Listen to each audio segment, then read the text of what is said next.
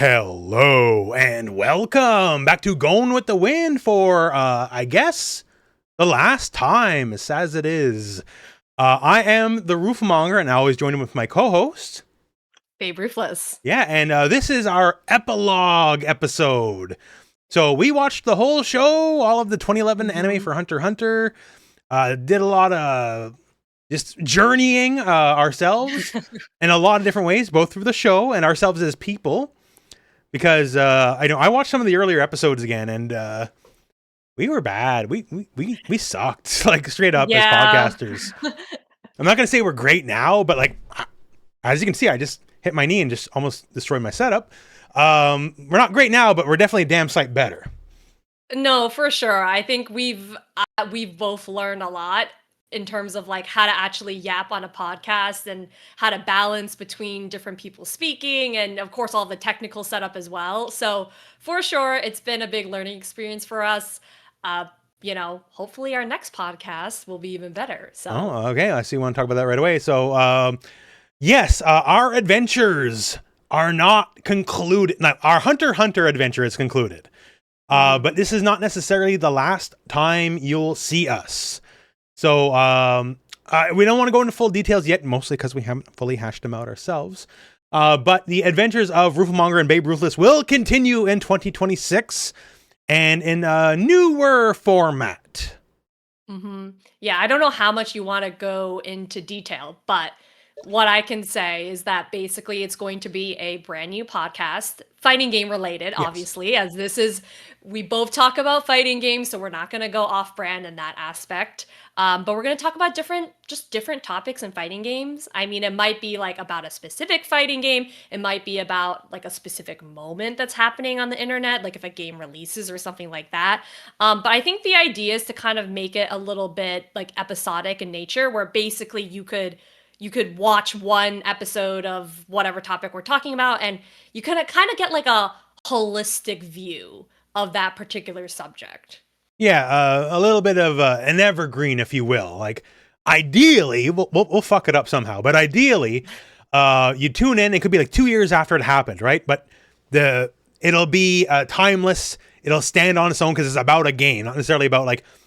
Not to say we won't do things that are necessarily a snapshot in time. But for the main episodes anyways, we'll talk about like maybe a game in particular. We got quite a few guests lined up already. Yeah, I'm super excited about that. I mean, obviously a lot of fighting game people in the fighting game community who are going to talk about like a specific game that they are very into, that they're very knowledgeable about, but also like a lot of outside the box picks, to be frank. Yes, So. we got some from and we'll see, because they can still bail on us in the future, right? Nothing's set in stone, but we got some pretty big names lined up. Yeah. And some pretty oddball names that are big in their chosen art, but maybe not that big to the internet as a whole. Yeah, but I mean, I think that's what makes this future podcast really exciting to me, is that like we're introducing to people, like we're talking to people outside of the FGC, right? So there's people in the FGC that can learn about what they do, and they can also learn more about the FGC themselves and maybe get more involved if anything piques their interest, right? Or maybe not, and that's perfectly fair, and they just want to talk about like this one fighting game that they had an amazing experience with growing up. But I think it'll be a really interesting, I think it'll be a really fun and interesting experience for both parties. Absolutely. And in case it has not been made clear yet, we're going to have guests. Like, it won't just be us yapping, right? So I'm assuming we'll do mostly the same format. Just there may be an extra box on the screen with an extra talking head in there. Yeah, for sure. I think the first episode or so, it'll probably just be us, just so we can establish the formula. I don't want to bring guests in and us just kind of be floundering around and like, oh, what do we do now that there's a guest in the picture, right? But I think moving forward, once we have a couple of episodes under our belt, we'll start bringing in those guests. Yeah, and for fans of the yapping, don't be afraid. There's still going to be some yapping. Although, depending on the episode, like some might be a little bit more formal and thus evergreen, and some might be more of the moment. And probably of the moment ones will be a bit more yapping. Yeah, I think it'll just depend on whatever's happening at the time, and Yeah. who's ever on. Like some of our guests, if they're like fighting game guests, like they might know more about like what's going on. But if it's somebody who's kind of like outside the FGC, I don't want it to just be us overtaking the whole conversation Mhm. for like 30 minutes. So maybe a little bit less so. But I think the main TLDR is that it's still gonna be us yapping. It's still gonna be very organic format, but maybe a little bit more structured in that we'll have like a specific topic or topics to Yeah. discuss every episode. Yeah, for sure. And like one topic that would be big is like, hey, obviously I'm going to win Frosty Faustings for 2XKO because of my unfair advantage, right? But unfortunately, the podcast won't be ready to talk about that in time because there's still like we're doing it. Don't worry, stuff's gonna happen behind the scenes, but like this is gonna be later in the year, not necessarily way later in the year, but like this ain't happening next week or nothing, is what we're saying. Yeah, and I mean, I'm not 100% sure we discussed where it's going to live, but I think most likely on this channel, correct? Maybe we haven't figured that out. Yeah. All right. Well, Yeah, we'll post we'll talk updates. about it. It'll either be on this channel or it'll have its own channel. Right. Either way, I'm sure on Twitter we'll talk We'll about it. shill the We'll fuck discuss out it, of it. we can Don't find worry, it. you won't be able to miss it when it's time, right? But yeah, so either this channel or its own channel, we just don't know yet because inside baseball. Here's my thought: if it's on this channel, it helps it early on. Mhm. But if it actually grows to something big, it's probably better if it's on its own channel. Because then you don't want like you search for this channel, then all of a sudden like, well then here's all the going with the winds. Here's like that dumb Guilty Gear clip that has over 1 million views that makes 99% of this channel's income.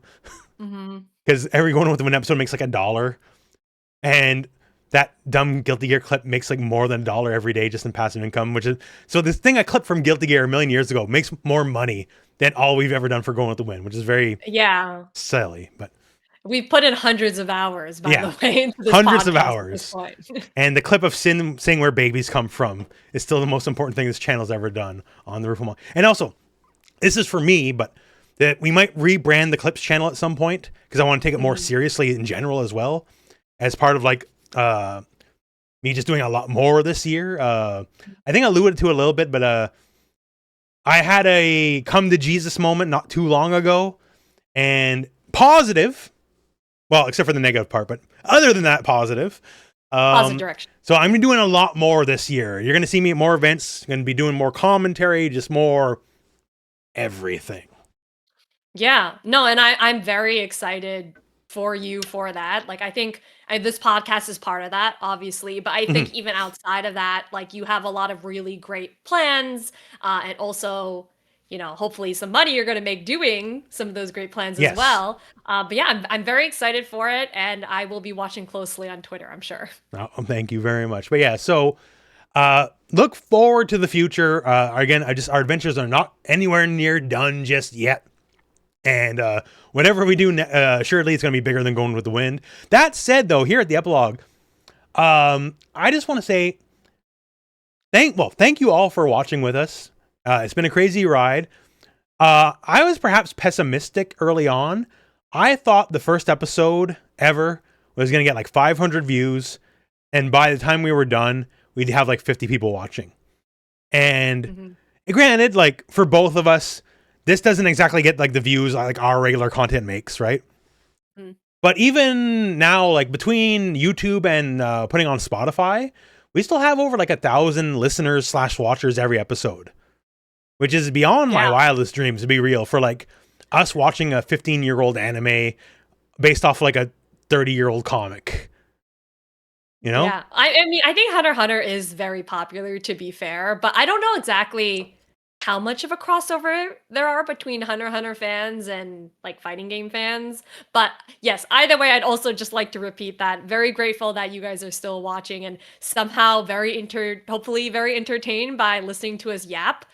For sure, on my end, it's been an experience just learning how to talk on camera. I don't know. I'm sure Rooflemonger has his own thoughts on like how he's improved over the course of this podcast. But for me personally, I know it was just like, okay, like I would always get nervous to like I didn't know where to interject, Mhm. essentially. Like where does it feel natural to jump in? Because I always felt like if I don't have anything interesting or fun to say, then I don't want to say it. But then I guess what I've learned in the process is that sometimes you just kind of have to hop into saying something and you kind of making shit up along as you go, Yeah. and then words come out, right? Yeah. And then things So happen. it's So just, it's the art of bullshitting. And like, a Holiday Matsuri, we threw you on the deep end of the pool and you learned to swim on that. And like, I'm very proud of you for it.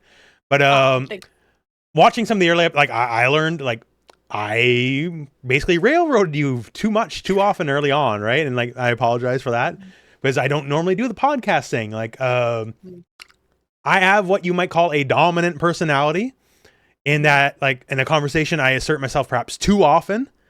And I've learned to pull back on that and let other people do some yapping. Yeah. No, and I think that's part of any new process or creative endeavor. Like there's obviously an adjustment period of just learning how to do it. So it's completely understandable. And I don't take any, like, I don't take any offense to that. I'd rather you talk and fill up any dead space rather than just like us sitting here in silence. Yeah. And Well, I've that'd be got nothing death, to right? say. Yeah. Yeah. Basically, a podcast, like any podcast, that would be death. But yeah, so we're like, it's good. Like, this is the trial run for the next thing, I guess, right? Like, and don't get me wrong, I'm glad to watch Hunter x Hunter, and we're gonna talk about Hunter x Hunter here shortly. But it's a good experience, good learning experience. We're building a skill set, so when our next podcast takes over the internet, Very ambitious. like we don't even have a name yet, but like I'm thinking like quadruple KO. I think that one's not I'm taken. sure they're gonna love that. Yeah. But yeah, I don't know. So it's been a fun learning experience. But just to keep the yapping part going, so we both had some adventures recently. You were at MagFest and I was at Riot. Yeah. Well, I mean, I can talk about MagFest. Yes, and I think my sorry, this is me interrupting, but just in case if her voice is like a little raspy or what, she got the I believe you call it the con crud. Yeah, I came back home like Saturday night, well, really technically Sunday morning, and I was like thinking, oh, I had just been like yelling too much or just like drinking too much or whatever. And then I was like, by the time Sunday night rolled around, I was like, oh, I'm sick. So basically, I spent the entirety of this week just recovering from a cold. And so I might be coughing a little bit. I might be a little sniffly. I'm going to try to mute myself as much as possible so that you don't hear it or see it or whatever. Yeah. But it may slip up. But besides getting sick, MagFest was wonderful. I know last episode we talked like, oh, I might, or I don't know if this was on camera or not, but I was like, oh, I might have some like juicy stories. I don't really think anything actually that juicy per se happened. I had some really fun concerts that I went to. There was a Casey Lee Williams concert. She does the music for Ruby. She's a singer for a lot of the music for Ruby, which was awesome. Okay. There was a Chrono Trigger fusion band that was playing that I just happened to wander into, and I'm such a huge fan of Chrono Trigger. I love Chrono Trigger so much. And they remixed. I'm not a musician. Did they play Frog's theme? They played Frog's theme. Oh, they did the that would've Magus. been so... Yeah, they did the Magus theme. They did like the final boss battle against Lavos. Like they just kept hitting bangers one after the other, and it was so freaking good. I think the band's name was like Kingdom of Zeal or something like that. So that's a good name for it. Yeah. Right, very Chrono Trigger based. But they were so freaking good. I mean, there were just so many, like that band was so talented. All the other musicians were super talented. I went and saw a Crush 40, or technically not Crush 40 concert. It was just the singer Johnny. He did the music for a lot of the Sonic games. So I went to that concert. Yeah, I just did a bunch of concerts. Little bit of shopping. I didn't buy as much as I had hoped, but I did buy these. Ooh, can't see that. Strawberry filled dice for. Yeah, that's really cool. Like, yeah, for my magic shenanigans. And then I also think I sent this to you, but my Gon themed soda, which is very expired, which you could see back there. Yeah. Yeah, they were like selling these for $4 a pop, and I had to go with my main boy Gon. They're all. Is it watermelon flavor? I have to assume. It says Ocean Bomb. I don't. Hang on, let me read. What? That doesn't tell you anything. It says green tea on it. Okay, green tea. Okay, but it's ocean. Like, what does the ocean taste like? Not salty? Like, that's not a good flavor. Like, okay. Okay, you know what? I thought this was expired, but actually this might be expiring in a couple of months. So let me try it out. Oh, it's funny. Okay, it says right here. I read the kanji or the Mandarin or whatever, but it says it's grapefruit green tea flavor. Okay. Yeah. So I read the green tea part, but it's also in, I think it's in traditional, so I can't really read it all too well. Yeah. Okay. Okay. Well, we're gonna try it. Better than me. I don't speak any languages, so a little French. I am French by birth. I am very Anglo by choice. I see. Well, you can understand French though, no? Can you read it? Yeah. I do not care for French, is what I'll leave you at. Oh, that's fair. That's fair. My dumb, uninformed American ass, I knew that, parts of Canada spoke French, parts of Canada spoke English, but I didn't know there was like such a tension between the two. Like, I was not aware that exists. Only in the bad spots, just that's where I grew up. Where I grew up, voted to separate. So. Okay, kind of like Texas being always going like, oh, we're gonna separate. Yeah, from but America, no, but Quebec actually tried it for real though, not just talk like Texas. Oh, okay. How far did that actually get? 51 to 49. Holy crap! So you guys literally almost seceded. To be fair, there's an insane amount of corruption on both ends. So, okay, but yeah, that's why I live in Ontario now. So yeah.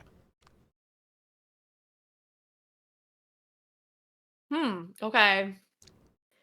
It's not bad. Does it taste honestly, like a wild jungle child?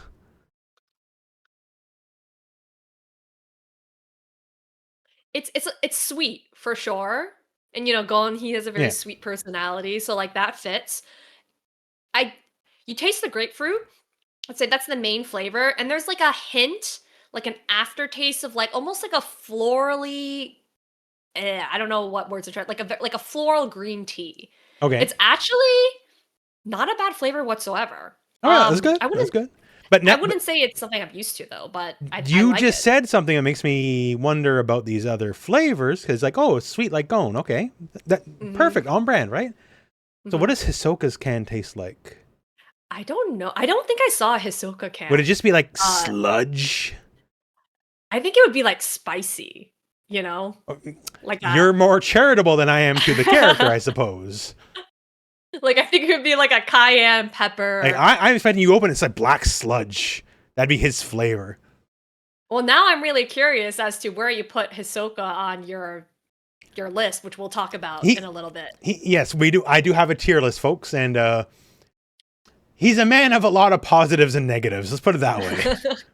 Well, but he's controversial, but I think that I mean, you either love him or you hate him. Yeah, no, but there's no in between on that guy. I don't think.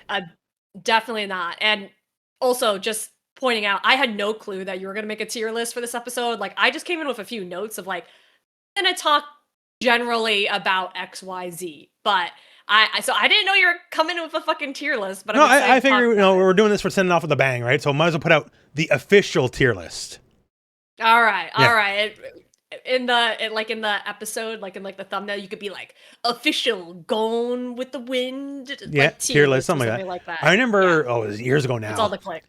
It's one of like the first times I got wider Twitter mad at me in a real big way, like to the tunes of like thousands of people telling me to kill myself. Jesus Christ! What was that? I made an official tier list for One Piece. But I don't know any of the characters, right? So I just put people in random spots, and I didn't know who anyone was.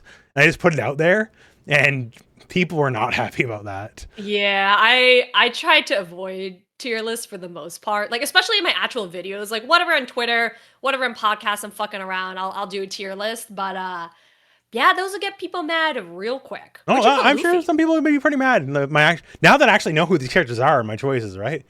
Although, if you've been listening along at this point, like I have a tier called Bum Tier. Most people, if you've listened to this point, you probably know who my characters in Bum Tier are. Oh my goodness. Yeah, I think I know who Bum Tier is going to be. It's going to be one man specifically. It was one person before I'm like, you know what, we should put more people in here. Okay. Yeah. We're being very generous today, Yeah. I see. But anyways, MacFest was great. Just a lot of fun. How was your Riot trip? So this is the second time I've been to Riot. And, I don't mention it too much, but like just to bring it up, I got the picture. It's on Twitter. I think I put it in a recent video because I have a picture with me at Tibbers, right? And like, hey, thumbs up, whatever. And between the two trips, the other trip was 2.5 years ago. I've lost like 100 pounds roughly. It could be like 97 or whatever. So, because like last year I've lost 60 pounds. Right. And but between that and 2.5 years, about 100 pounds. So like, I'm like, hey, cool. Like, I'm not trying to be a health nut or nothing, but like this time next year, I probably will have to, and you're locked in now too. You're gonna have to teach me how to cosplay for Maxima. So like, because like I probably will be able to pull it off now, right? So, but yeah, Riot themselves, it's a very expensive campus. This is death. I'll see if I can. I really wish I could have gone, man. It just happened to be the same weekend as MagFest. That's the thing, right? So, and I know MagFest means a lot to you, and like you've sold me on MagFest. I want to see if I can go next year, but that's the only thing is that next year. Sometimes it's during Frosty Faustings. Like there have been times where they've overlapped, so that's something to consider if you really want to go to Frosty's. But MagFest is. Well, like I said, for this year, yeah, I wouldn't be allowed. I'd be shunned. That's true. Advantage. But just this, okay. Hopefully, this reads for the video end. Anyways, on their wall. Oh my god! It's Xin Zhao, by the way. He's the not Romance of the Three Kingdoms character. Why is he like Pepe the Frog? It's just on their wall. Like, how big was that painting or that picture? It's pretty big. It's it's decently big. Half my size. All right, kudos. I don't want to there's a insult picture of me and old Tibbers. That's the recent picture. I wore the same shirt as I had 2.5 years ago, so I could exactly take the comparison photo. But then I didn't do the same pose, which robs it of being clear how much weight I've actually lost. Which. Whatever. Well, you know how much you've lost, so that's the important thing, right? There's some pictures I don't know if I'm allowed to show. It's nothing explicit, but it's part of the Caitlyn event, which I'm still not allowed to say everything about. Right. Which gave you such a huge competitive advantage. Exactly. Well, that's why I'm not going to Frosty so I win, right? Okay. This is such an awful picture, but this is the Riot Falcon. So I was telling you this off camera. They have their own falconer. Like, like dude with the glove and the bird gets on the glove and everything. Yeah, that you see at like medieval festivals. Yeah. So it's there to get like the rodents and all that. And like, you're a $1 billion company when you money to burn when you have a falconer on site. Yeah, that's a new one. I've been to a lot of fancy tech company campuses, but falconer is one I have not seen before. So this was like just built right before we came in. This is upside down because it is upside down in real life. It's Vi and Jinx like attacking each other. Oh, that's sick. And like they're all life size. So they're as big as me. My God. And this is in LA. So they have that. It costs even, I mean, we're not just talking middle of nowhere or like bumfuck. Well, so this like building they're in, it's the old Fox Movie Studios lot. Oh, wow. So, like, one of the rooms we passed by is, like, the room they filmed 24 in. Jesus Christ. I wonder how another room was, it was like George Lucas's old screening room. And that's where, like, they debriefed us. Dang. That's really sick. I would love to go one of these days. Like, had it been this weekend, for sure. Had it been any other weekend, I would have gone. But there'll be more opportunities in the future for sure. No, for sure. We got to get you everywhere. Like, we got to get you to NetherRealm Studios. We got to get you to. You might have been. Have you been to Capcom in San Francisco? I have not been to Capcom. I've been to Blizzard's office. Well, I've never been to Blizzard, so there you go. You get me to Blizzard, I'll get you to Capcom. Well, Blizzard, I was actually there. Oh man, this was years ago, but I was actually there for a job interview. Oh, okay. For their not very successful, and thank God I didn't like take that job.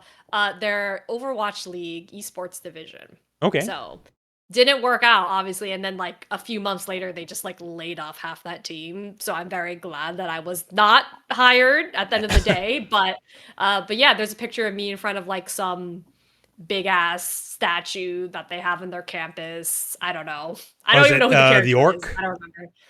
Yeah. The orc, Yeah. which I never played World of Warcraft, so I was like, I don't know who this is. I think that's Thrall. I don't remember. Yeah, you'd know better than me. I played a lot of Warcraft in my day, but yeah, I wish. I don't wish. I don't wish that I played more League, but I wish that I knew the characters a little bit better. And for whatever reason, I just like I'm not that I'm not interested in watching Arcane, but I just haven't committed to Arcane's watching good. Arcane. Like, it's just a good show. Like, season 1 stronger than season 2, because season 2 just had the problem of they're trying to cram too many plot lines at once and they only have a finite amount of time. I see. But it's like, if you take the season 1 is 10 out of 10, season 2 is 8 out of 10. 8 out of 10 is still pretty solid. Yeah, so no, it's very watchable. It's very good. I have an interview with one of the Riot developers, which will go live after there's an embargo, which by the time I post this, it'll still, yeah, so I can't say, but we talk about Arcane characters versus other characters, because, you know, 2XKO has a lot of Arcane characters, which isn't wrong to have, because Arcane was a big hit, but they'll be focusing on other characters in the future. Yeah, I think a lot of like big fans of League will really appreciate that too. Because like almost like except for like Braum and Alawi and Yasuo, like Braum, Alawi, Yasuo, Ari, and everyone else is from Arcane. Teemo? I think. Is Teemo in Arcane? Yes and no. There's a character. There's Yordles. Okay. And there's a character who has Teemo's Bandle Scout head cap. Okay. So it's not like Teemo, but like they're evoking okay. Teemo. Okay, Blitzcrank too? I think there's a Blitzcrank Easter egg. Okay. That's the one thing I will say. I'll give this away from the interview. So there will not be any more Arcane characters for a good while, but characters who are in Arcane only as an Easter egg aren't disqualified. Because there's a lot of characters that have like a 2-second Easter egg and move on, right? Mm-hmm. So those people are not disqualified. It's people who are main characters, which does mean, unfortunately, Heimerdinger will not be anytime soon. Yeah, I just wish I knew more about League characters. Honestly, the closest I got to actually playing League was when, what's it called? The KDA group came out, their K-pop girl band group came out, and it's like 4 of the girl characters, and I was like, those songs were a bop. And the Riot front office, like where you're waiting, they're blasting all the K-pop songs like full blast. Okay, that's really amazing. And then I know they have a boys group too, like Heartbreak or something like that, which I've only listened to maybe like one of them. They got that. Songs. They got the metal band. It was just Karthus, Yorick, Olaf, and Sona, I think. I did not know there was a metal band. Oh, yeah. Well, we can find the video, and it's Riot, so they shouldn't copyright strike us, so we'll see. A very famous GIF come from the metal band video. But yeah, they're just expanding the K-pop universe. That's sick. Metal band. What was the metal band called again? It'll probably be the first thing I show up. Actually, I should type in League of Legends, not just Riot.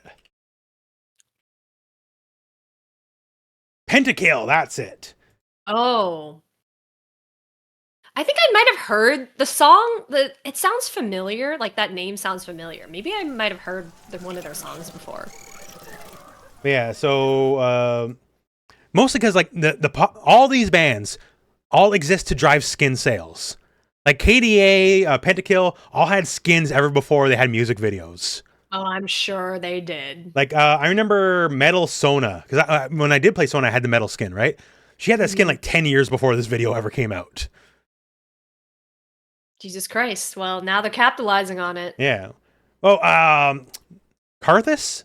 Yeah, I think it's Karthus, the Lich. That's Yorick. He's like definitely not Slash.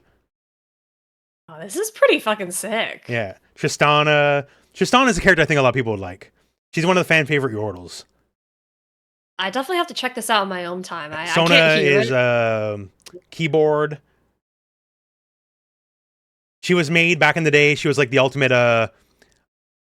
I say this. Please don't take this in a derogatory term because they've done even worse since then. But like, she was the girlfriend support character. Okay. Like you're trying to teach a girl how to play the game she doesn't really want to play. So here's the lowest interaction character you can give. So she's all auras. Like she doesn't really like. She's probably been reworked since then.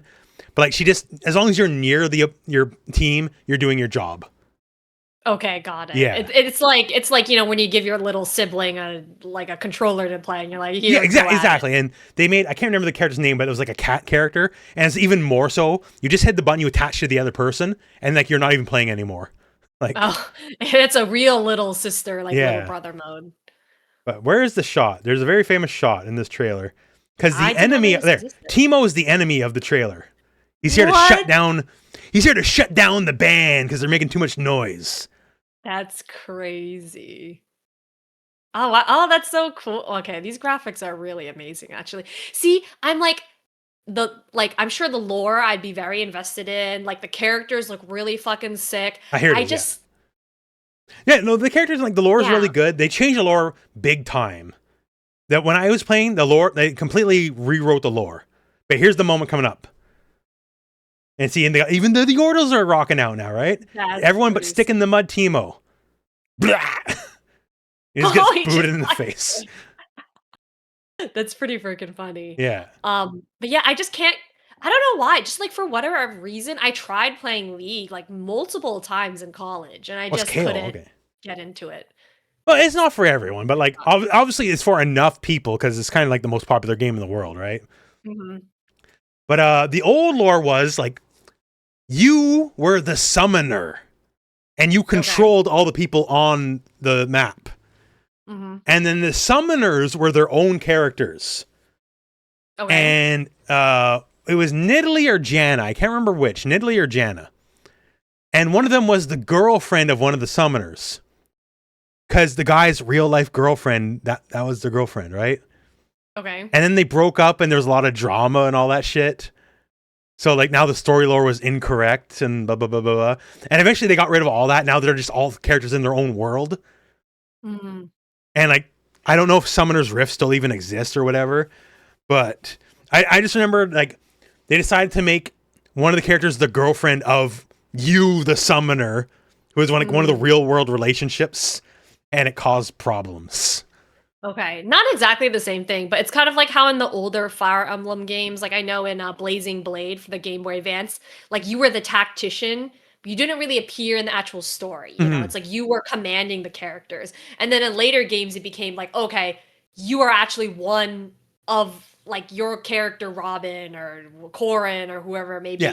Like you're actually just like one of the characters and you play a role in this story. Yeah, right? yeah, So you're yeah. no longer like separated from So them. I don't know if Summoner still even exists in the lore, but now the story is like the characters have their own things. There's like Arcane, there's like political machinations and trade and shit like that. Jace is a child murderer, which Oh, okay. spoiler, I guess, not intentional. But you know, for me, it was like Oh, it was just weird because like I didn't expect them to go like because Arcane goes pretty hardcore in spots, right? mhm. And I expect like, oh, one of the main. Well, I don't know if he's the main character anymore, but at least when he was introduced, he was a big deal. And like, oh, he accidentally just iced a 7-year-old kid on camera. Like, Jesus whoops. Christ.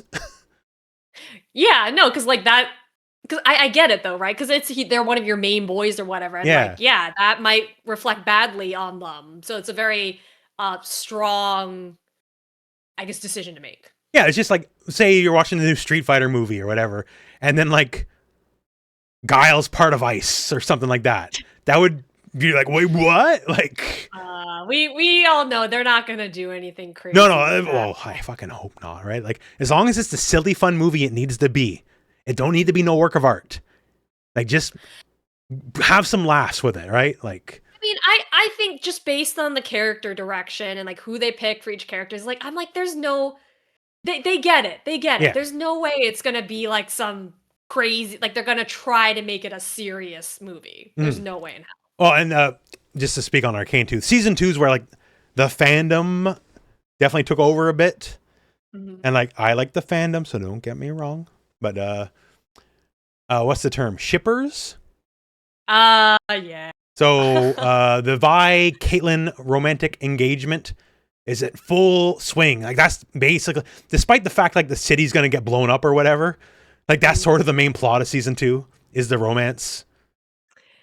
Yeah, you can't stop it, man. Like no matter what you do, like people are just going to ship character. Wait, okay, actually, is there actual romance happening in the story itself? There's like an Or is it, like, explicit they're sex scene in season 2. Oh shit. Okay. I Like did not graphical realize. to the point like why are my video game characters Fucking yeah, basically, right? So once again, just like him okay. icing the kid, I'm like, oh, okay. Wasn't expecting that. Okay. But- So it's more like a adult, like almost like Game of Thrones type Well, drama. they set up a Game of Thrones thing at the end too. I don't mean to spoil, but there's a bigger world, right? And Piltover and Zon, they're two cities in the same city, so it's like a class warfare thing, right? And there's a greater world. And at the end of season 2, they set up the greater world. Okay, kind of like with going with the wind, Hunter x Hunter, Yeah. where they're like, oh, actually, this is just one little island in the middle of like this whole fucking dark continent Yeah, area. like one of the main thrusts of the plot is Demacia and Noxus, but it's a bit of a role reversal because Noxus is the evil country, but they're the nice one. Noxus is a purely meritocracy citizenship. Okay. Like you go as far as you're good enough to go. Your bloodline means nothing. Only how good you are matters. And they actively refuse nepotism and like all that kind of stuff. Only good people qualify. And they're the most open society. You can be gay. It doesn't matter. Like it's perfectly okay. Like it's just how good are you? That's how far you go. Right. But they're the evil people. And Demacia, which is like kind of like, knights in shining armor and like, classical medieval. They're like the most repressive society on earth. Like, so it's a little bit of like, there's some depth there, right? Like, okay, I like that. It's very interesting. and to be fair, some of it's like on his face. Like Braum, Braum, right? He's from the Freljord. That's where all the big white people who are Vikings are from. Like that's exactly what it is on his face. Like there's not much mystery there. And Ionia, which is definitely not China, is where all the mystical people with all the powers are from. I mean, listen, like there are some stereotypes that have carried throughout media, and I don't think they're entirely wrong for playing on that. No, and they do good. Like Ionia especially is a lot more interesting from the last time I remember than like its early lore. But yeah, but the wide world of the league's very interesting. Like Shumira is one of my favorite things because like the modern lore of Shumira is, it was not Egypt and like it used to be the place of myth and legend and all the great gods, but that was a million years ago, right? Okay. But now it's all coming back. Oh. And like in a way that like is fucking up the power balance of the world. Because like these gods were meant to be locked away and like or meant to be forgotten to the sands time. This shouldn't be around. And then there's Targon. Targon is another like locked away little place, but like it's where all the actual gods hang out. Okay, kind of like an Olympus type situation. situation. It's Olympus. And like there's people like Pantheon who's like I don't even know if like the tier rankings. Pantheon might be the strongest not magic guy in League. Because he's just especially since he got redone, he's 300 man, Like this is Sparta, spear, shield. Like he's the man who challenges the gods. Okay. Yeah. It sounds really interesting. And if you can set it up well and execute on it really well, that sounds really cool and really interesting. Just keyword being, can you actually execute on these interesting ideas that you brought in? Yeah, right? So for the show, how they set up Noxus, specifically the meritocracy place, and that's Game of Thrones lands. Because, like, yes, you're as good as you go far, but it's also the place where everyone backstabs everybody. Right, because they're all trying to climb on top of each other. Basically, yeah. Huh. Okay, really, that's really interesting. Actually, you're like selling me on a little No, bit. if you got some free time, like Arcane's not that long. It's legitimately very good. Like season 2, the pacing's not ideal. Like, and it's not even bad, but it's just they tried too much at once. And they have like a really good episode with Echo. And because Echo is the boy out of time, and it's like, it's kind of like a time fuckery episode. And like it's a really good emotional episode. Because then it's kind of like, this is a what if, because he's in the wrong timeline. And in the wrong timeline, his family's still alive, and he's in a relationship with Jinx. And like this is basically everything he could have ever hoped for. This is his best timeline, but it's not his timeline, and he needs to go back, right? I see. Okay. So, but then they do that, and it's a big emotional stuff, and it's really well done. And then it's like, oh god, we have 3 more episodes. We gotta go now. Finish the show now. Right? Like. Okay, so basically, they should have either stretched out. They should have been a 3rd season. Yeah. But they're gonna do more. Whenever the show comes back, it'll probably be called something different, but it'll be like the Noxus show, different characters. Some of my favorite characters, like LeBlanc was one of my main characters when I played League back in the day. So that'll be really cool. She's also one of the characters I've wanted the most for a fighting game. Because LeBlanc is sort of like Psylocke in Marvel, in that she can create clones of herself, but which one's the real one? Ah, okay, I see. Yeah. Oh, I feel like that'd be really interesting, like gameplay wise, to execute. Yeah, and like and all of her spells are, she does something, it puts a mark on you, and then if you double it up, then it detonates the mark. Ah, okay. And like her ultimate is very boring on paper, but her ultimate is just do the thing you just did last. Okay. So if you do like Q, put it's just like a fireball, right? Puts a mark on you. So you Q, then you hit R ultimate, so it just doubles the thing, and then it just detonates it for double damage. You just go poof, and just like nuke the dude. Or say if you have Blink, or sorry, Flash. So summoner skill, everyone can have Flash. It's just a short range teleport, right? She also has a teleport. That's one of her moves. So if you go Flash W, or is it W or E? I can't remember. Flash, teleport, and then R. So you can go like just teleport, like blink everywhere. And she'd just be really cool as a fighting. She's one of the characters of like way back in the day. I thought like who'd make a good fighting game character. She was one of the near the top of the list. No, I mean that sounds really cool, and who knows? Apparently they've committed to supporting this game for a long time. Last thing I'll say on this, because it was a meme in my community and around like Twitter and all that. Like, oh, Rooflemonger. Second the announcement was like, yeah, I heard about him like years ago, right? And to be fair, there was a time where that was true. I legitimately do not know a single character coming up anymore. Everything I know has either happened or got canceled, or like sands of time not happening.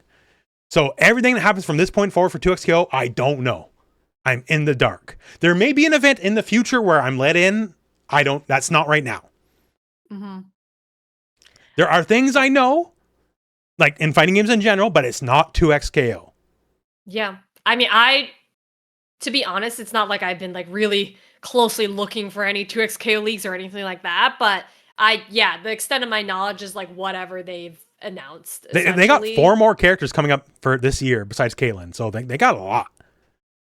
Yeah, no, I mean it should be fairly quick because that's like what, like 3 months for each character. Oh, so. Not even really, like 2 months. Or well, like I guess SK beat them out because it's going to be 6 characters. A character a month, right? So they're just saying, oh, we have 6 till June. And it's not like they're going to stop at June till December and pull a Street Fighter with no content for 6 months. Right? No, definitely not. Yeah, so imagine how hyped people would be if they did that without the AI trailer.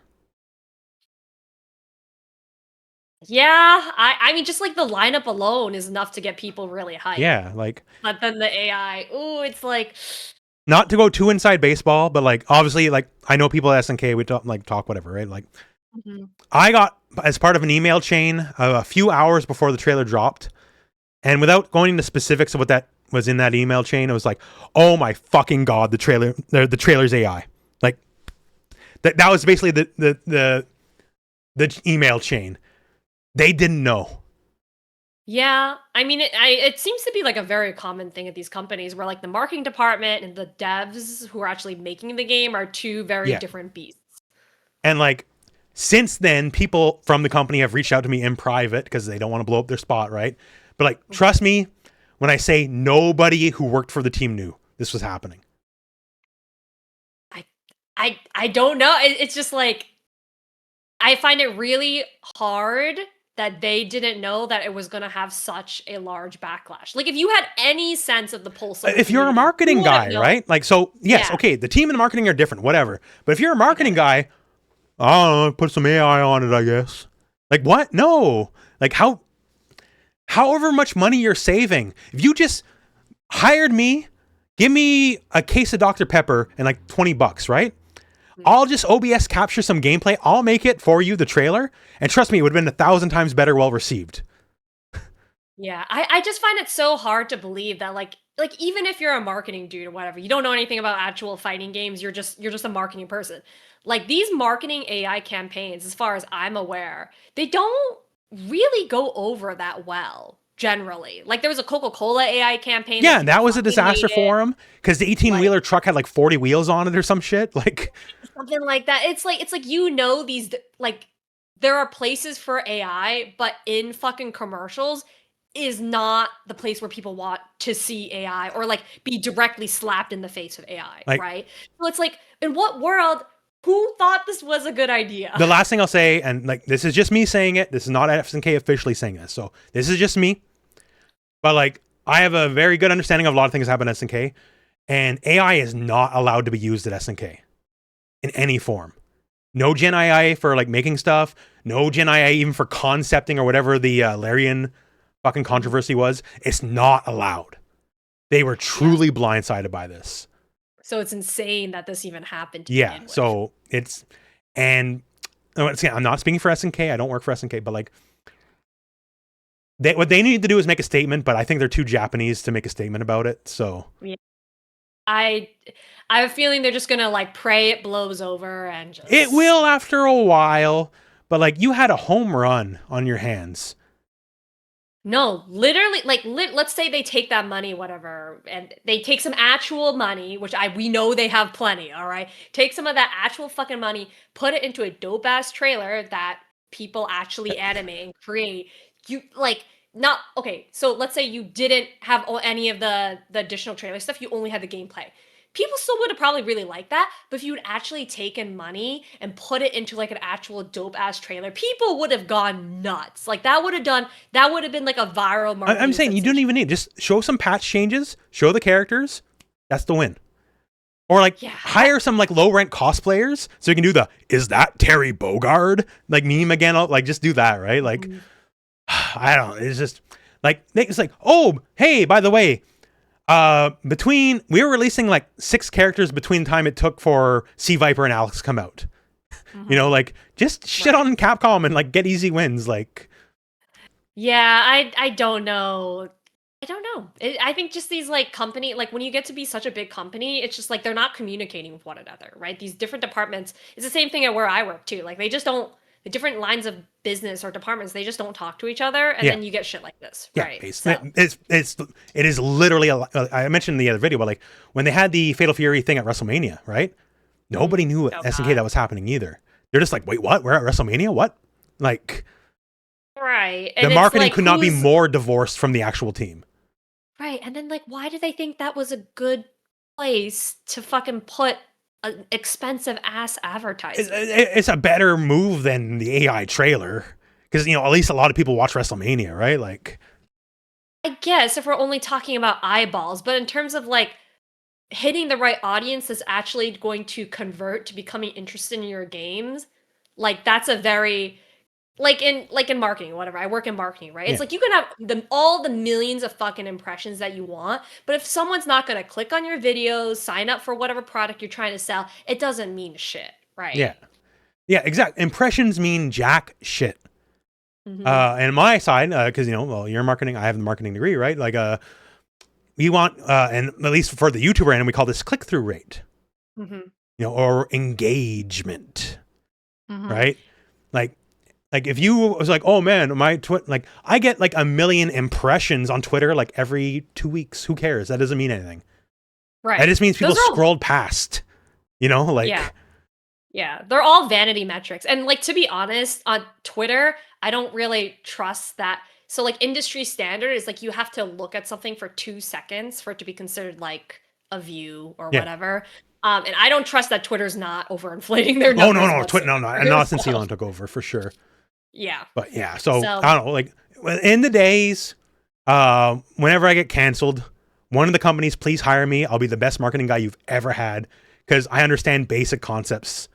And like that's my resume. I understand. Yeah. Fuck everything else. Like, yeah, it's beyond any of us at this point. But it's like, all right, it'll be fine at the end of the day. Like, yeah. What are you gonna do? So that said, so that'll be our final going with the wind yap in terms of just yapping for yapping's sake. But let's talk Hunter. That was all right. All right. So, what makes you think it was I? I don't know. I was just half like, you can just end the show. It was all right. Yeah. I'm just like, yeah, that's the end. okay. No, but yeah, overall, like, I'll be real. Is it going to be in my favorite animes of all time now that we've done the journey? No. But then again, like, I'm old and set in my ways. My favorite animes of all time is still Evangelion. I said this at the very beginning of everything, right? Is Eva better? It still is better.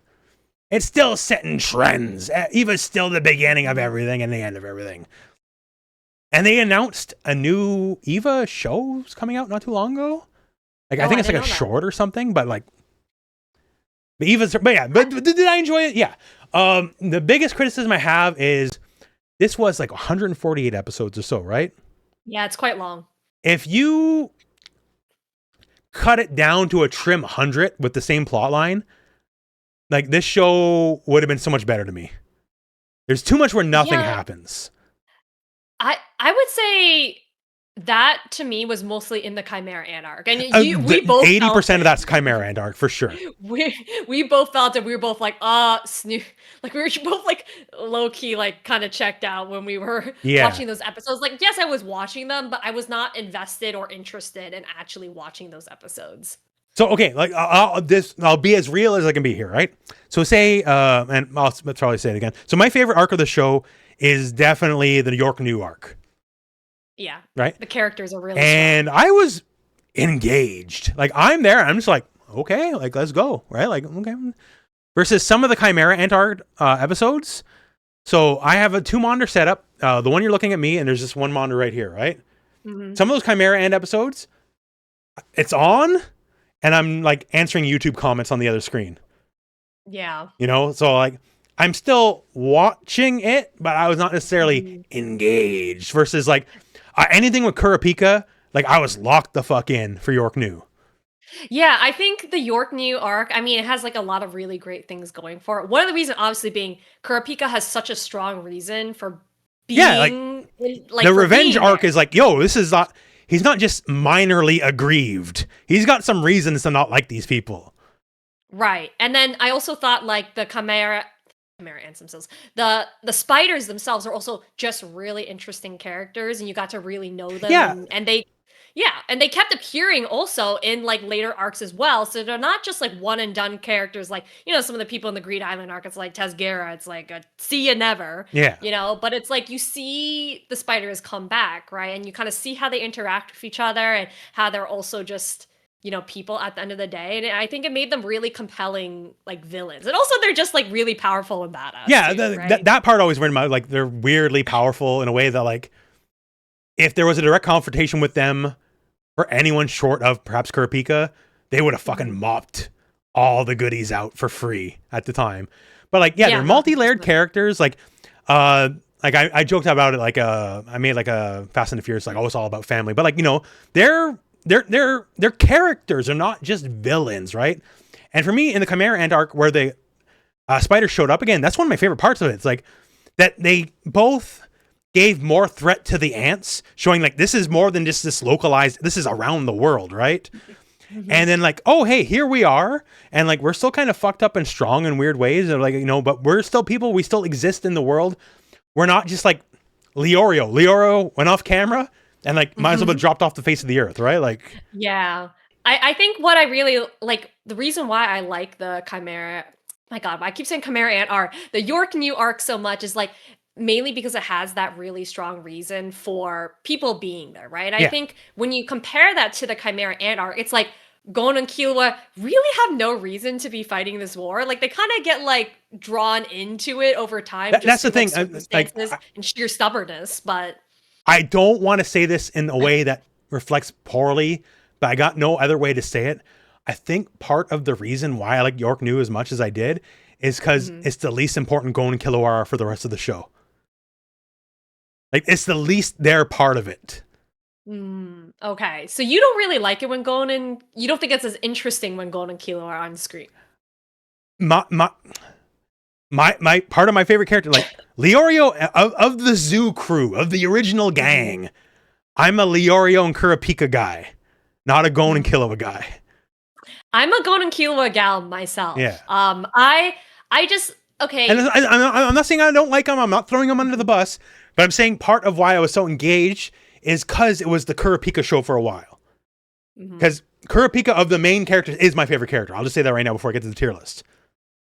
Yeah, I've got him sitting on my shelf back. Like, I wish there, it was like something of his I could have bought when we were at Holiday Matsuri. There was a half-naked Hisoka for like $80, and like I might have spent $80 on a cool Kurapika statue or something, not on a half-naked Hisoka. I was gonna say, I feel like plenty of people would have taken that up. You know, like, I don't know, like, just I don't know. Hisoka's not even bad. Just, it's a very erotically charged Hisoka statue. I'll put it that way, right? And if I'm gonna get one of the, like, you know, it's not that I got like the little Mai shrine above here, right? So it's not like I don't got those, but Hisoka's not my pick for it. Was it in the 18+ section or no? No, it wasn't even. I didn't even go in that section because, like, if I was gonna go in there, I had to have gone in with somebody else. Because then, like, it's an excuse. Because then you're like, you're palling around, right? You know, you're like, whoa, look at that. You're having a good time when you're there just by yourself. Yeah, because then when you're it's like, I'm just really interested in looking at this merchandise, you know, just for the artistic value of it. You know, like, if you go in by yourself, you're a creeper. If you go in with someone else, you're having a good time, right? So I did not go in the 18+ section because I had no one to go with. Okay. Well, next time we could have gone in together. I feel like that would next time, yeah, next time we could try to go in together. But yeah, just it's not a good look solo. I don't know. I mean, that's fair, and plus you're in a place where people recognize you, and so someone's like, "Hey, Rooflemonger, oh god!" The last thing I was like, saw Rooflemonger in the creeper section. Like, yeah. Yeah, next to it, I took a photo of him next to some anime titties. Yeah, you know? And like there was no shortage of anime titties on site, even in the regular areas, right? But yeah. Oh yeah, I'm sure. I didn't realize Holiday Matsuri is kind of like, for lack of a better word, it's kind of like a horny party con. Like, I did not. Well, you're telling me about the one thing like off. I don't know if it's off site, but like the party or whatever, the rave. Oh yeah, there was like it's like an 18+ like cosplay rave, and so that was right next to the line for the EDM concert that we went to for shoot, I'm forgetting the band, but like it was like a very cool like anime rave. Yeah. And so like I got in line with a few of the friends that I was hanging out with, and I was like while I was like looking online, I'm like, dude, like I see ass cheeks, I see titties. Like it was a lot. I was like, no, I was like, are we in the right line? There's no way this is just like I've been to anime raves and stuff before, but like this was beyond how people normally dress at these types of events. So I was like, this can't be the right line. And yeah, it was like, and there's nothing wrong with it, right? But it's just when you start seeing that when it's not what you're expecting, that's when it's jarring. It blindsided me because I was like, did I miss a dress code or something like that? Like, and then it turns out it was just for like a different rave, and people go in there for a different purpose, which is totally fair, and they're more than welcome to do. But I just was like, this can't be the rave I'm going to. This does not look right. Oh, there we go. God bless you. There you go. But yeah, so for me, yeah, York New is definitely the biggest winner by a mile. I like all the spiders as the characters. Kurapika is my favorite character of the show, the main cast. I would say Chimera Ant's probably the weakest arc, only because it's too long and drag. If you cut, say, 30% out of it, I think it could have been so much stronger. I think 30% is honestly like I think you could cut 50 or more percent out, to be honest.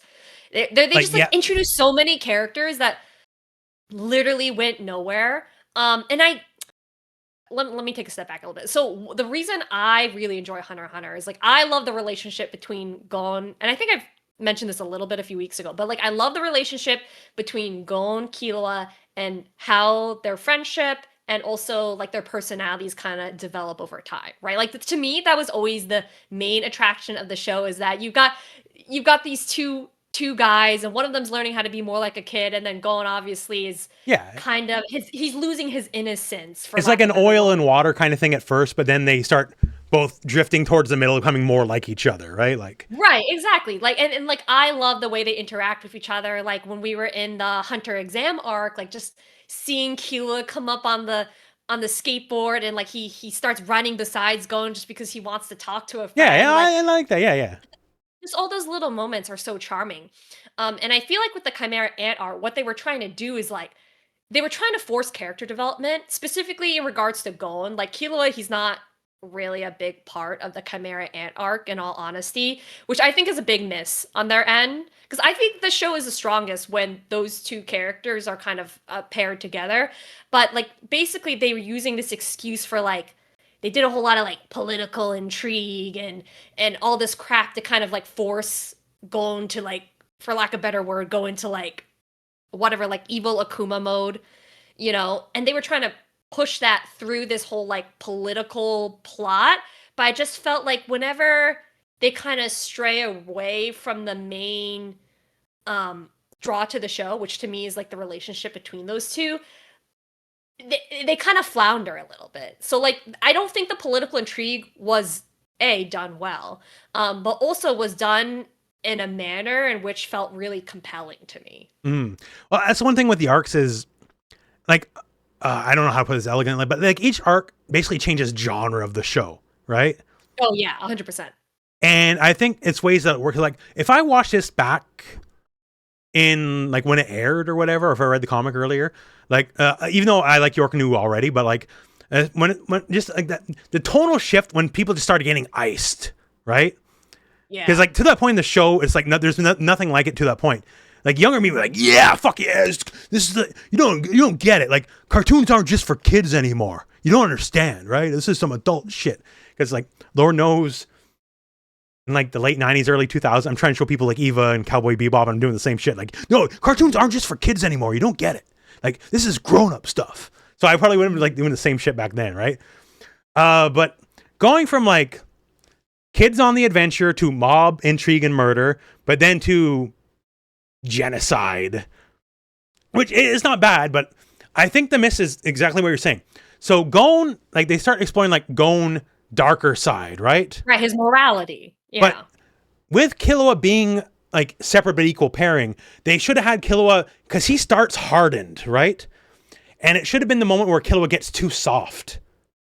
Like, and they should have met each other in that kind of way, right? Right, that would have been really interesting if like Killua had been like, "Oh, spare the king, spare the Shoji girl, whatever her name is, like spare Pito." Like it would have been more very interesting to see them kind of like conflicting in that way, like where now they've like totally 180'd on their positions, right? I agree. I think that's actually a great idea. That would have been really interesting to But have yeah, seen. like, and the Yeah. concept of like, say, not necessarily the same kind, but like show like a similar situation where Killua would just go cha and just like kill someone like, well, blinking an eye, right? But then now he's like, as he's more exposed to Gon, like more exposed to like not being a weird murderous prick, like then he's like all of a sudden like he's less willing to kill people, whereas now Gon's way more willing to kill people, right? Yeah. Like, And if the characters had been a little stronger in that arc as well, I feel like it would have, also helped yeah, to that effect. and just stuff I didn't feel was very earned. Like Gon's all broken up about Kite. What did he really know? Like, what does he really know about Kite? He met him for 6 minutes when he was like 7 years old, or even less, and then he spent like a Saturday and a Sunday with him. Well, okay. Well, I don't want to say argument, but my kind of defense of that is that like if you're one of Gon's people, like he adopts you, Yeah, right? It doesn't really matter I'll how buy long he's that, but been. it's just So, like, or even then, right? This is the moment where you could do something bad to Killua, because all the bad stuff that happens to Killua happens completely divorced from Gon ever knowing it ever happened, right? Yeah. So there's no emotional core to it.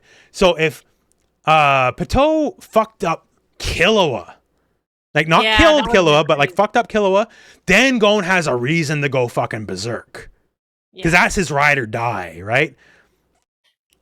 Yeah, no, I agree. It's a shame that like most of that arc they were kind of like Separated, yeah. paths. Yeah, they again, and it's like they go together. When you start splitting them up, then the show, like in my opinion, it kind of dives. Like, okay, this is me theory crafting now, right? But you could take two separate moments, but make it okay. So imagine this: if you will, talking like Dusty Rhodes, there, first wrestling, talking like Dusty Rhodes. Imagine if you will. So the moment with Kite and Neferpitou, like Kite, just remove him from that. It's Neferpitou and Killua, but it's the dart scene. So Neferpitou is like plucking him apart, torturing Killua, right? And Gon just for whatever reason has to sit there and watch it happen. Like maybe he's like ripping off fingers, ripping off arms, or otherwise. And then that's what causes the big emotional spiral. And then you do the write-off of Killua. And then he has a reason. Like, you just tortured my best friend. You almost killed my best friend. And, like, you made me watch. And then, like, now I'm mad, right? Like, that would work. Or even to the point where, like, say Neferpitou puppets Killua. Although in a way that he'll eventually come back to life.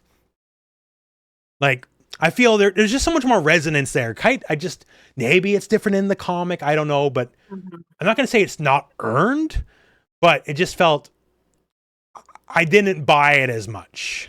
Yeah, the stakes weren't as high. Yeah. Like, and it just felt like it also like again, just kind of circling back to Chimera Ant Chimera Ant arc again. It's like they really have no stakes in this fight that's going on. Like, this is way above their fucking heads. Yeah. So it's like, why are they kind of here to begin with? Because all the other arcs, like, I get it, like Kurt, like they're friends with Kurapika, so they're involved with the York New arc, the Greed Island. Like, this is a game that his dad made. Like, so it makes sense to why he's here. But it's just like with the Chimera Ant arc, it's like, why are you guys here? Why are you insisting that you're included? Why did the president even let you go, or chairman even let you go to begin with? Like, why are y'all really here? Well, that's the thing. Like, and once again, like I like the show. I'm glad to have watched it. As someone who has a very nitpicky brain, there's a lot of things to nitpick here. Like a lot. No, like, for sure. I feel like we're little. Let's switch gears a little bit. What did you really like about the show? I mean, I know you mentioned the York New arc. That was a highlight for you. What else did you like about it? I like that. And granted, sometimes it's to the show's detriment, but usually when they did it good, they did it good. I like that when they're going into like a fight or a situation, sometimes when they would over-explain it, I thought that's to the show's benefit. Like, here's why this matters. Here's why this, like, I remember during like the dodgeball fight with Razor, and they're like just like going to like arithmetic about it, right? Like, I actually kind of dug that.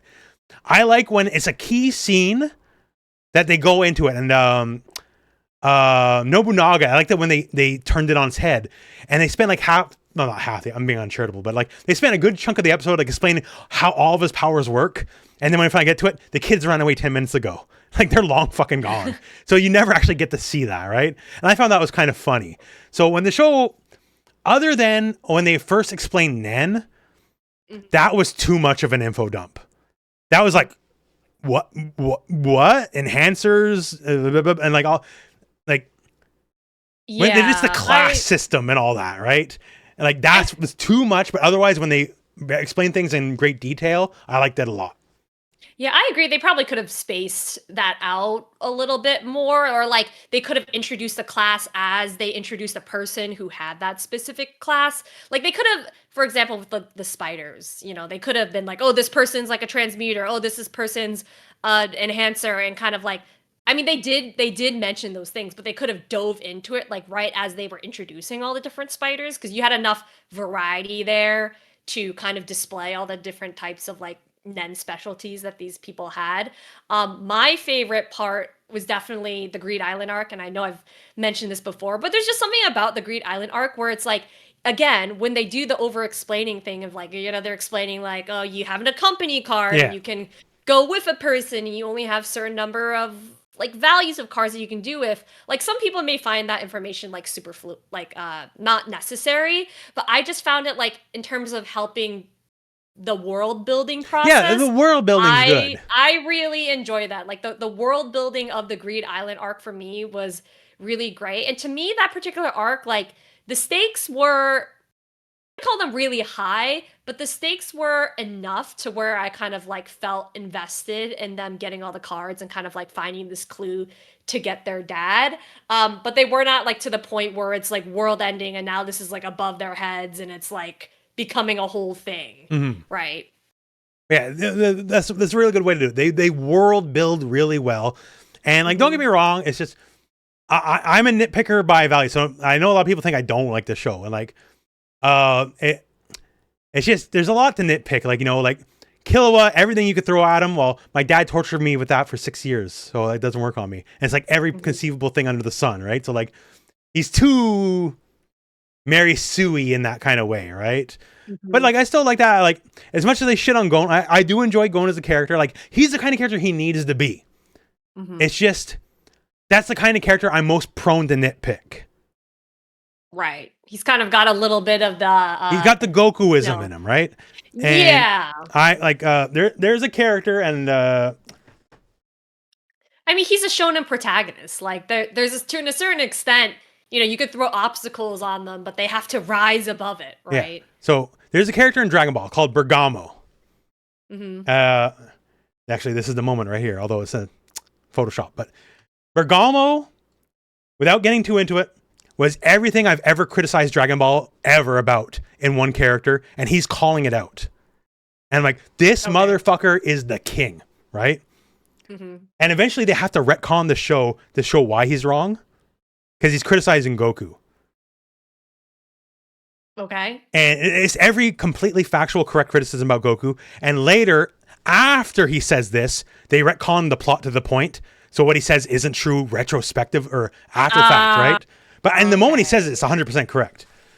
But like, so Gon being a lot like Goku, just it triggers that in me, in that I find a character that has too much of the fate of the world on their shoulders, like just doesn't care enough. Granted, that is not Gon. His fate of the world is not on his shoulders. And the times where it is, like the Chimera Ant arc, he shouldn't be the one in charge. Like now that we've seen like the Zodiacs and all that shit, and like none of them were called to clear up the ants. Moral was like not even a 3-star. Like Moral wasn't even the maximum rank, So like the Hunter Association did not try their hardest to clear this up. Yeah, no, I feel like we're getting into like conspiracy theory territory a little bit, but no, I agree. I mean, like, why would they only send like 1 or 2 professional hunters? Then why would the chairman change his mind on like letting Gon go when he didn't really do anything to prove himself to be able to go on this little this little journey? Oh yeah, well, it was just kind of like, well, you're the main character, so I guess you should come. Yeah.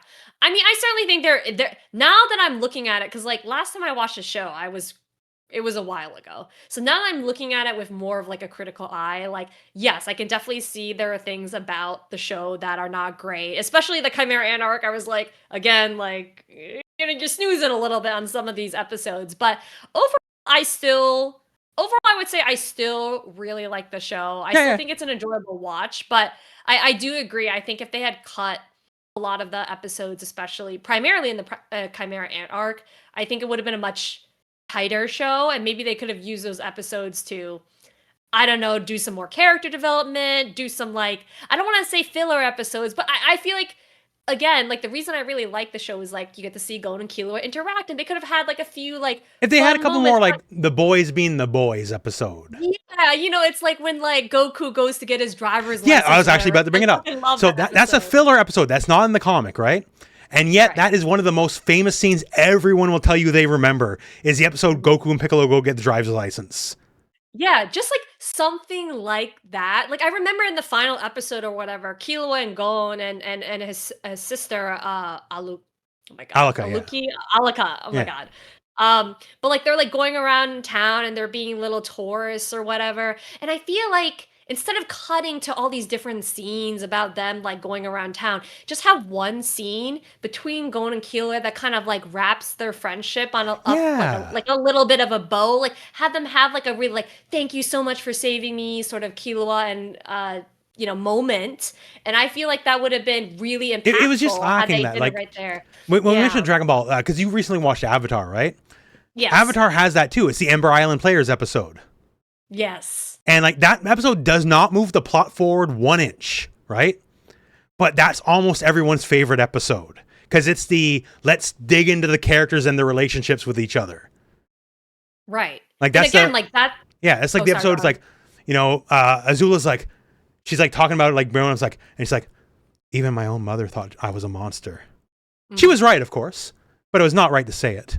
Like, or like Toph and Tough, and like Toph's actor in the play is like 6'8", 400 pounds, and she's like, yes, finally somebody gets it. Right. It's so charming, right? Yeah. Yeah. And you're right. That's why people love those episodes. And it's like, Leorio who knows what the fuck he's doing. Like, Yeah. Like if they had an episode, just spend more time on him. if they had a Leorio in college episode, And it's Right, just like, that would have been so fun. yeah, I would have loved that. Like, or like even like, cause they gave that's the thing. They gave the spiders that with the Chimera Ant, right? It didn't have to be a whole arc, but like give Leorio an episode. Okay, here's what Leorio's up to at doctor school. And like, here's a Kurapika on the road. Maybe he gets another set of eyeballs or something, like a Kurapika on the road episode, just to show what's up, what's going on. Yeah, I agree. There are multiple times where like whatever, like they're calling Kurapika and there's like a flash of him and you're like, oh shit, we're about to see some Kurapika moment. And it's like, we're just playing with you. Yeah, and it's like that would have been so cool to see what the other members of the crew, which by the way, you spent all this first part of the show developing, only to basically push them aside in favor of like, I mean, like I get that the plot is important to advance, but again, why I primarily am watching this show is not for the plot, but it's for the characters. So right? yeah, okay. So I have an example for you here. The characters matter more than the story, flat out. Anything. Not to say the story doesn't matter, but just to set a tone for that. So one of the other ones I always talk about, like, oh, I like my old man anime is Trigun, right? Oh, I love Trigun. So Trigun, for the first half of the show, there is no plot. It's here's Vash the Stampede, and he's basically doing an adventure of the week. And then all of a sudden, then the plot, like halfway through the show, starts picking up. And then there's the big reveal, like, okay, we've been doing basically cowboy shit this whole time, right? Vash is a fucking alien. Yeah, he's a plant. He's a plant, right? And he's from outer space. And turns out everyone on this planet is from outer space. It's a failed colony world. And they had the reboot anime like a year or two ago, right? Yeah, Stampede, but I did not watch it. They start with that. He's an alien. He's from outer space, blah, blah, blah. And like, yes, that's the plot. But when you put that in front of him being the character, like people like Trigun because of the first half, before they even know anything's happening, right? Because he's a fun fucking character. Yeah. Like, he's also the reason I hate Batman, by the way. Oh, okay. Why is that? Because Vash pays the price for his morals. Like, if you remember the first, the scars. you remember the first episode, he takes his shirt off and how fucked up he is. And like, it's one of the insurance ladies. I can't remember which one, but like, she's like, not even like, oh my God, like, she's like about to cry, like how fucked up he is. And like Vash being Vash, he's like, oh no, don't look at me, right? He's all embarrassed, right? But it's like, oh, like this is not good, right? Like, this is bad. And versus Batman's like, whatever. Actually, Joker, I know you just killed 1,000 more innocent people. You get back in Arkham. You'll break it. You're going to break out again? I don't think you will. Like, yeah, I mean, I think you could say that as a criticism of like anime in general, is that they tend to make their characters like blank, and then there's like plot that happens to them, but the actual characters themselves are not interesting or carry the story in any sort of way. Whereas like if you have a really strong character and then you have a really strong plot, like those things combine to make a really great show. It's because I cared about Vash being a plant, an alien from outer space, because I cared about Vash to begin with. Right. if I started with the new show and just got dumped that shit on me from the start with that outer space sequence right away, it would not hit at all. Have you ever seen the show? It's a more recent one, Solo Leveling. I know of it. I've never seen it. Okay. It's basically like a power fantasy. Yeah. Essentially. The first episode is really strong, and I did not watch the episodes after this in full transparency, but I read the manhwa. I didn't watch the show. And it's like, to me, it's like that personifies like my problem with modern anime and modern shows, is that like you have this character and he's pulling off all this crazy shit and he's overpowered as hell, but he has done nothing to fucking deserve it, and he's like as blank as a fucking board. He's not interesting to look at, to think about, to talk to. He's got no personality, but then he's got all the girls coming on to him, and it's like a weird hair. Like the character matters. So, like, I don't know. I just keep going back to track. I think it's just a good example, right? When the character is good, the plot can be anything. That's like, true. If the plot's good, but the characters aren't, it's not as bad. Like, there's like, I used to watch like, I don't really watch them anymore, and like, because everything's just a rip off of everything, right? I've already seen them all now, but like, I used to watch a lot of slice of life anime, right? Like, I remember Azumanga Daioh, and like those characters are great. Like, I loved Osaka. That was my favorite character. Mm-hmm. And like, there's no plot. It's just them doing their things. Yeah, they're just goofing around. Yeah. So when you can do that, and then you can add a cool plot after the fact, like, spoilers for Trigun, right? Because Vash has the no-kill policy. And he actually, that's why he's so fucked up, because he won't kill. And eventually, the one character forces him to kill. Mm-hmm. And like, I felt that was so earned, versus Batman's actually killed people, like a lot of people, realistically, but like, yeah, we don't talk about it. But like, it's because we had that journey, and I've seen him be so carefree, because like, the first half of the show is like a comedy, basically. Right. He's just goofing around, and then you see him like at this crossroad of a moment where he's so distraught. Yeah. That it's such a contrast between those two things that you really feel for him. Yeah, it worked because it wasn't. If it just started serious and went from there, it wouldn't have worked. It was a comedy till it got dead serious, and it worked as a. I don't know, but I'm just kind of repeating my points now. But like, I wish Hunter x Hunter was the same way, in like, the characters stand on their own 2 feet a little bit more, a bit more airtime. Give us more reason to care about the characters. And then when the big plot moments happen, then they're more impactful. Right. And also develop your villains a little bit more. Like, that's why the spiders were so good, because they were developed. Yeah. Right. And it's like Hisoka was really interesting. And I feel like you could have, and again, in the later episodes, he wasn't really utilized all too much. No. And I'm like, you could have done so, like, people love the show because of Hisoka and his fucked up personality. Like, you could have done something really interesting with him later on. Like, obviously they're following the comics, so they're locked in, whatever. Like, I felt like the final arc should have been to end the show. If it was like a show without any comic, it should have been the Hisoka show at that point. Okay, here's the guy we established early on, and he ends the show, right? Like, big final climax. I know they can't because the comic, right? It's the same problem they have with Claymore, the anime, is they have the big battle of Priscilla, which absolutely doesn't happen that way at all, but they had to invent it for the anime because they couldn't get a second season. But like, that's one of the traps of just being an anime, right? That you're following the comic. But I would say in the end, so I liked Hunter x Hunter a lot. It's flawed. But then again, my favorite anime will remain Evangelion.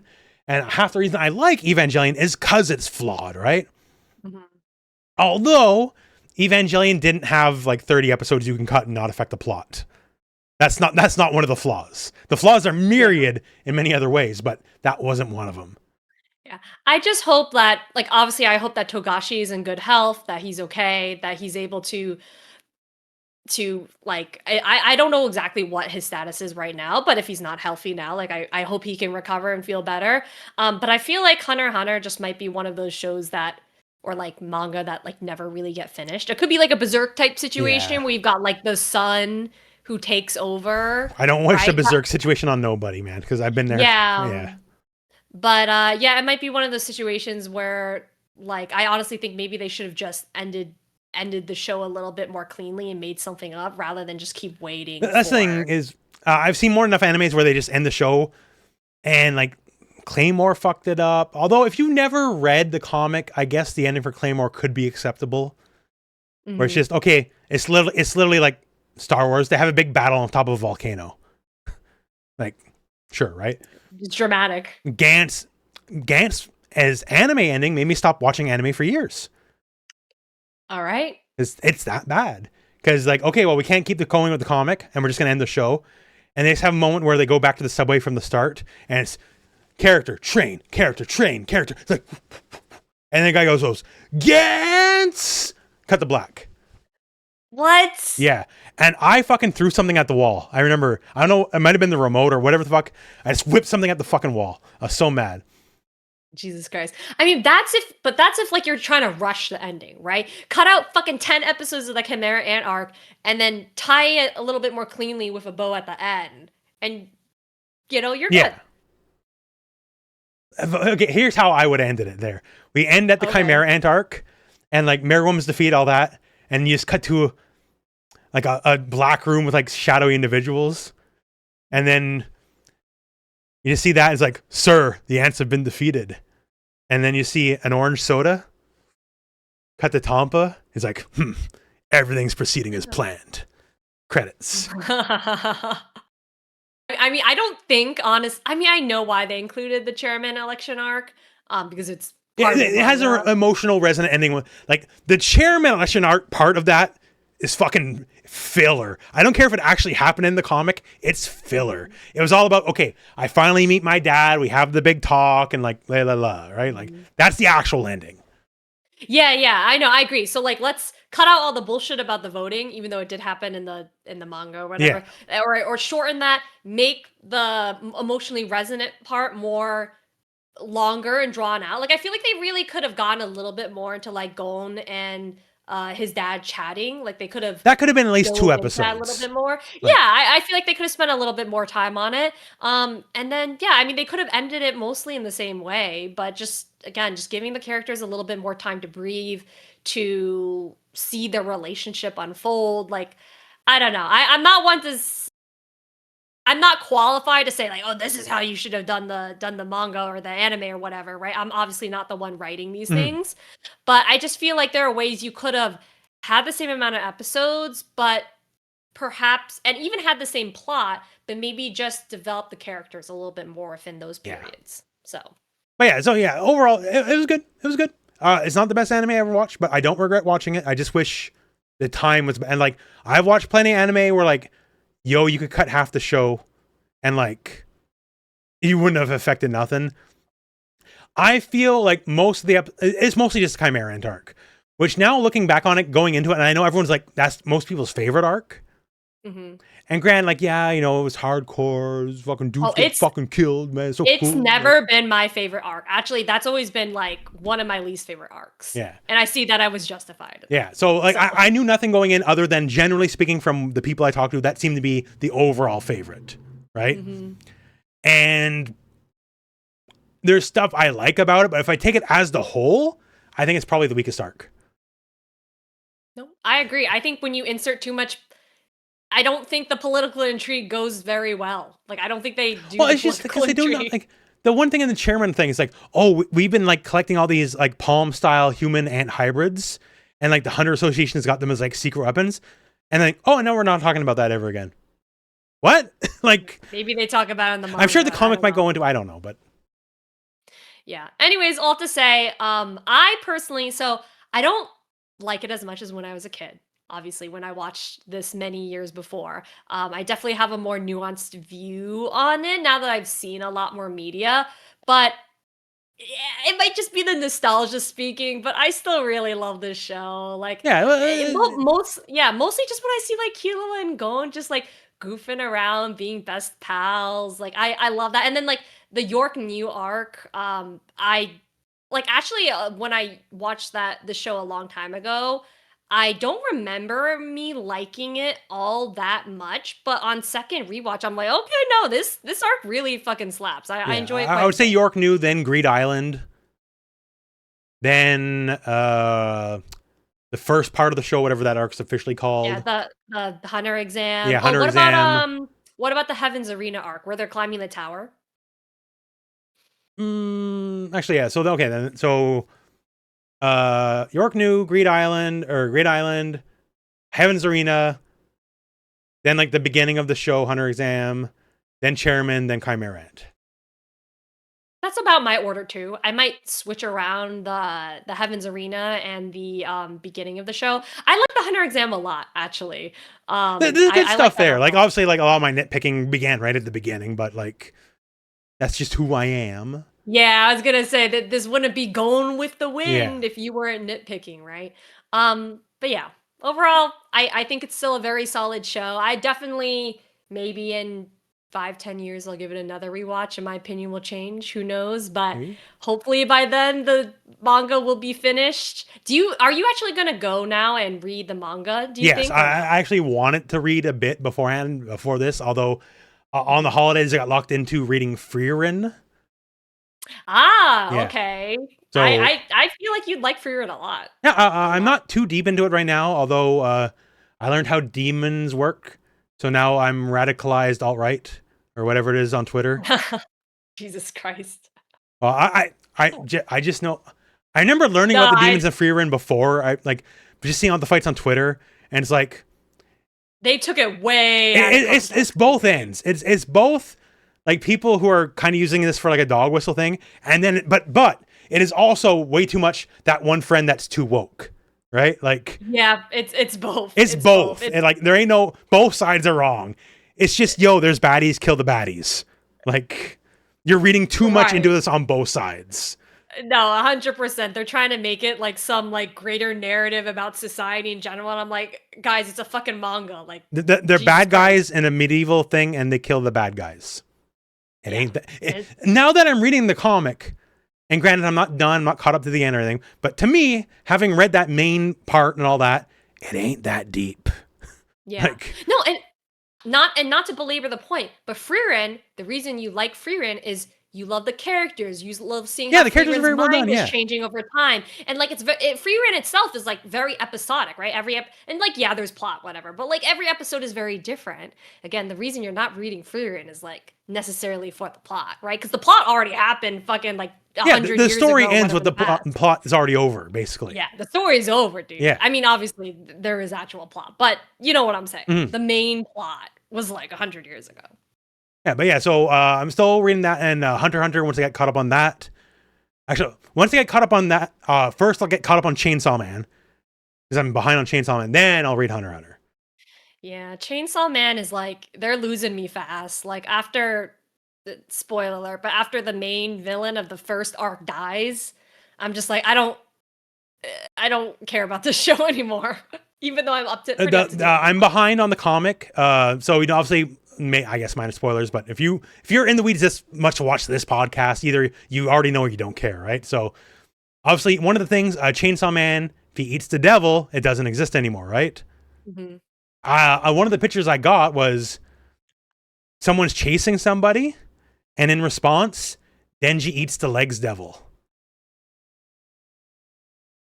So then the person's like, wait, how was I just standing up now? Because no one has legs anymore. Right, it doesn't exist. Yeah, because that's what the world build. Once again, world building is the key, right? The world building of like shit can just stop existing, including things like body parts. Like that's the selling point for Chainsaw Man to me. Okay, I just had a realization. Again, not to belabor the point, but I think the reason I don't really care about Chainsaw, oh my god, Chainsaw Man anymore, Mm. is that I don't really care about Denji. No, Denji's Like not the selling point of the show to me. Yeah, It's I know. the world. Denji's just along for the ride. Yeah. Denji's just along for the ride. Like my favorite character, like I like Power a lot, and obviously Power's in and out of the comic. Makima's a really good villain. Like Denji, when it comes to like the great heroes of the famous animes of all time, Denji's not one of them. Like Right. that's a comic and show where the setting carries the characters, and the characters doesn't carry the setting. Yes, I agree 100%. The concept of the setting is interesting, but to me it's kind of lost some steam over time. It's like, okay, I get it. Like you eat a devil, that thing in the real world ceases to exist. And I think past a certain point where like I really liked the characters, like Makima, whatever. Past that, I'm just like, okay, I no longer am invested in No, this I world think that's anymore. fair, right? Like I think yours interesting, like your slash War Devil. Mhm. But and she's sort of like, she's the main reason to read now, like more than Denji, because Denji's still just boner comedy, gets taken advantage of by woman kind of character. Yeah, it just like the plot. Also like being caught up to date. I'm just like I'm not really exactly following what's happening very well in each chapter. Like just because I'm like I keep getting confused between like what's actually happening on screen because there's like the pages are so dense or whatever, and it just requires too much. Yeah, maybe this is just on me, right? And this is my problem, but it just requires too much effort to like go back, read the last chapter to remember what happened, then go back forward, read the current chapter when I'm already like not invested in the characters and the world has kind of lost my interest. So, anyways, all to say, I'll be dropping the manga probably. I'm done. Yeah, and what is it called here? I'm just the Fujimoto, the guy who does Chainsaw Man. He does like a lot of other works, right? And what's it called? So one of them, I think the movie comes out this year. What else has he done? Actually, I don't know. It's not Look Back. Look Back was last year. Fujimoto vampire comic. Is it called? No, it's not that one. Sorry, I know this is killing the show here. But Goodbye Eri. That's it. That's the one that's getting a movie. So, okay. Oh my god, I just can see my screen how bright this is. So I'm not even gonna. Goodbye Eri comic. So do you not have like a light in front of you? Sorry to interrupt. It's just my monitor is that bright. Oh, okay. You should get a key light. Yeah, I should. You're not wrong. So this is like I guess you can call it a one shot, right? And it's just like a dude kind of filming home movies. And yeah, so like filming home movie shows at school and like some stupid stuff. And I really like, I think you would like this a lot. Okay. You could read this in under an afternoon. It'd probably take no more than an hour to read. It's I talked to you a couple times, like where I come up with my concept, like especially versus how I was raised, like man not allowed to show emotions, right? This fucked me up bad. Well, that's how you know it's good. Yeah. But also has like a weird fake out ending, which only adds to it. But basically, like it's kind of like a boy meets girl kind of story. And sad stuff happens. And then it gets sadder. But then did it happen? But then, okay, definitely. But did it happen? And then then it ends. I really can't say without spoiling anything. Anyone watching this, if I can enjoy it, this is not normally the thing I read. Like boy meets girl is not like, I like boy meets girl if boy has a battle axe and girl has a sword and they kill each other, right? That's my boy meets girl. But if I can enjoy it, I think anyone can. This is the Chainsaw Man author, and I think this gets a movie this year. Goodbye Eri. Okay. All right, I'll try to remember to check that out. Yeah. Seems interesting. Like I said, the comic, under an hour you could read it. And it had me bawling like a baby. Oh, I bawl really easily, so I'm sure it'll get me then.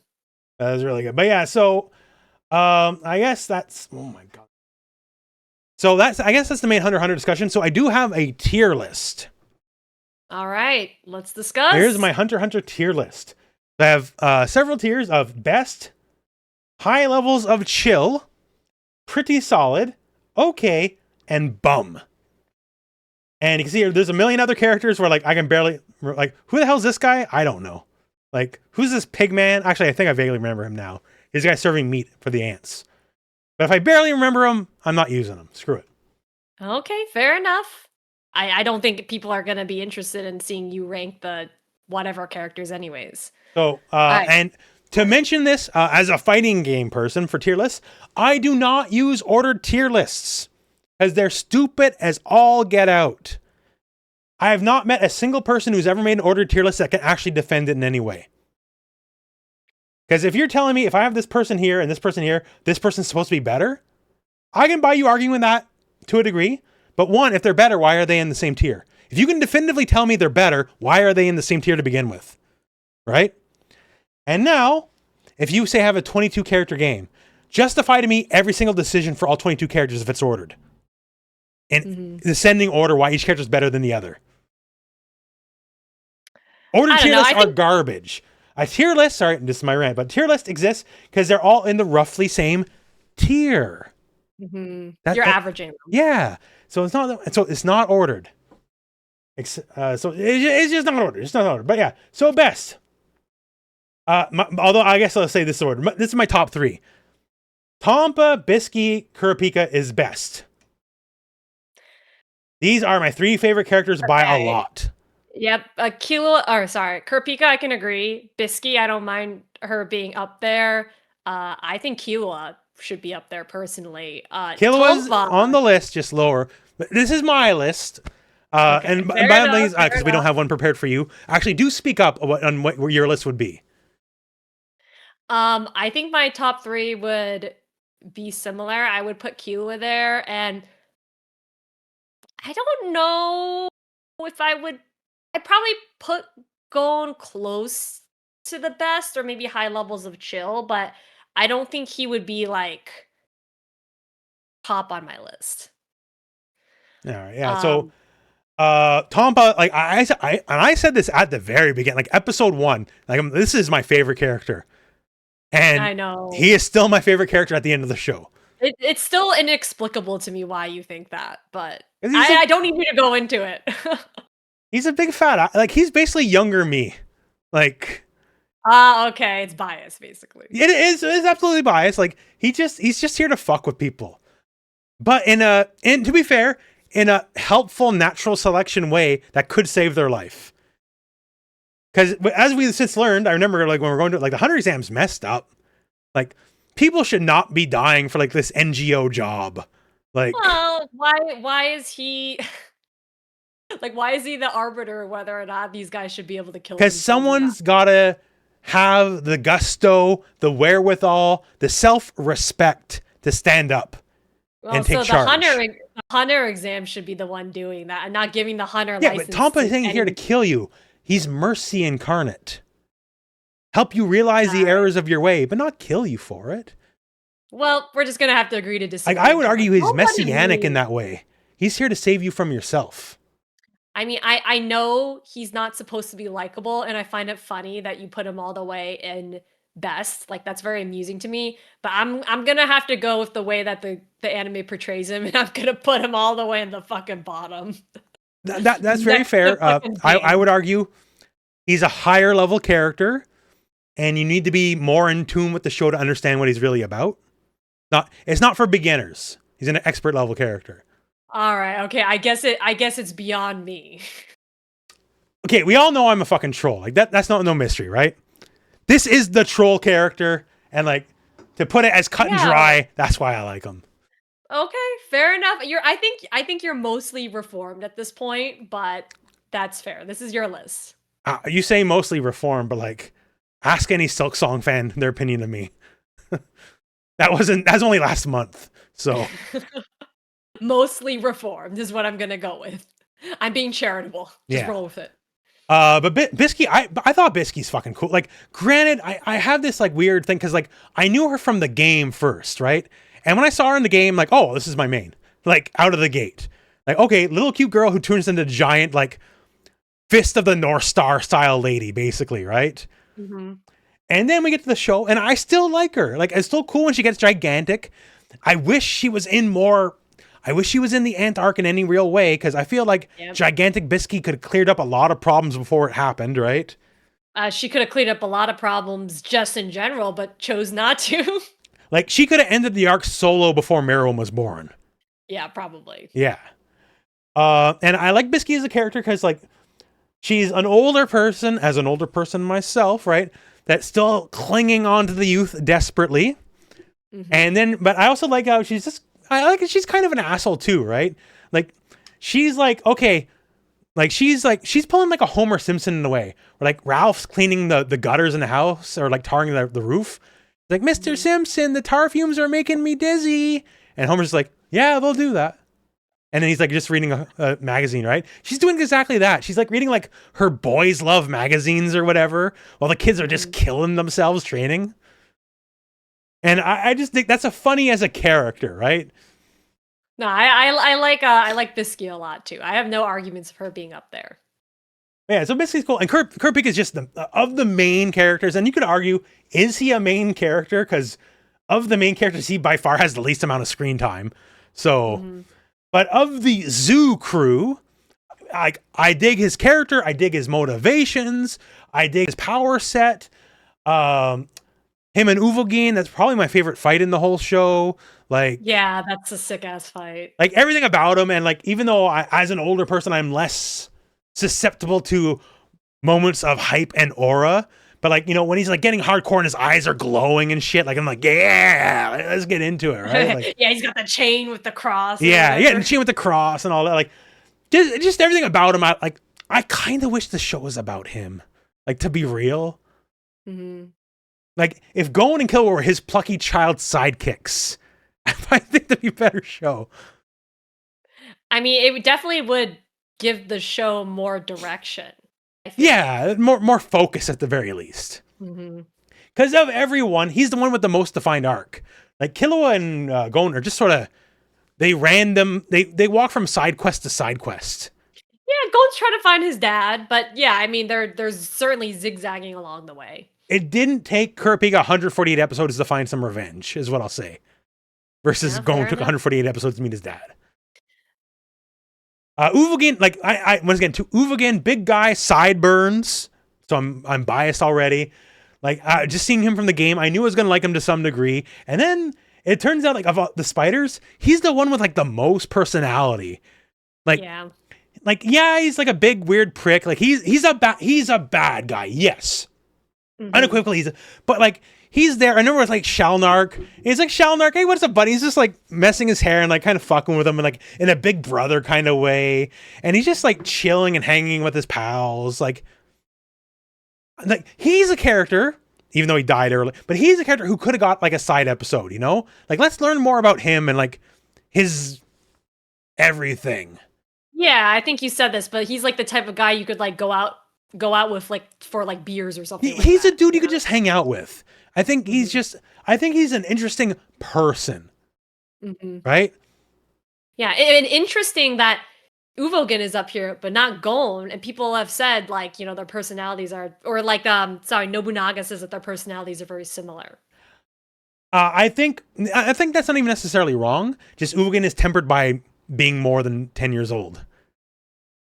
Yeah, fair enough. But yeah, he wasn't around for, and I do like, given that we've known the extent of the show to the point, right? So this happened very early on, but he would probably go even with just about everyone short of Meruem. Like power scaling wise. Yeah, if it wasn't for Kurapika's like cheat code essentially. Yeah, because Kurapika just literally I had the power to specifically counter only you, right? Like he's biting people's heads off, he's tanking rockets to the face. Like even later Gon is not tanking a rocket to the face. Right? Oh yeah, no. Gon and Killua at this point in the show, they are still nowhere near the spiders. Yeah, so it was interesting now that I have like the breadth of what the show is to understand like he was actually one of the strongest characters in the show, and we got him like so early on. Knuckle, I just think Knuckle's fucking cool. Like Knuckle's just a cool dude. He's an animal man. As an animal man myself, I identify. Now, like we just talked about Goodbye Aerie. So as I'm getting older, I am getting sappier in general, but I still reserve 95% of my sappiness for animals, not for people. A sad dog gif will break me 10,000 times more than like a sad person ever will. You know, it's funny because when I went to go get the tattoo that I have right now, I have no clue if you can see this.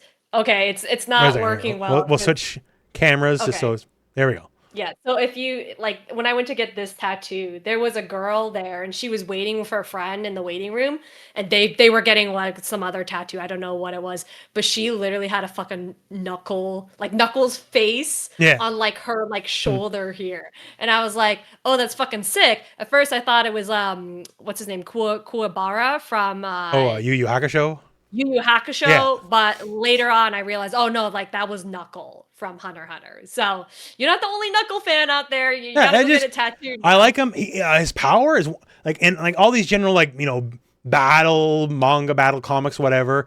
He's got one of the coolest powers I've ever seen.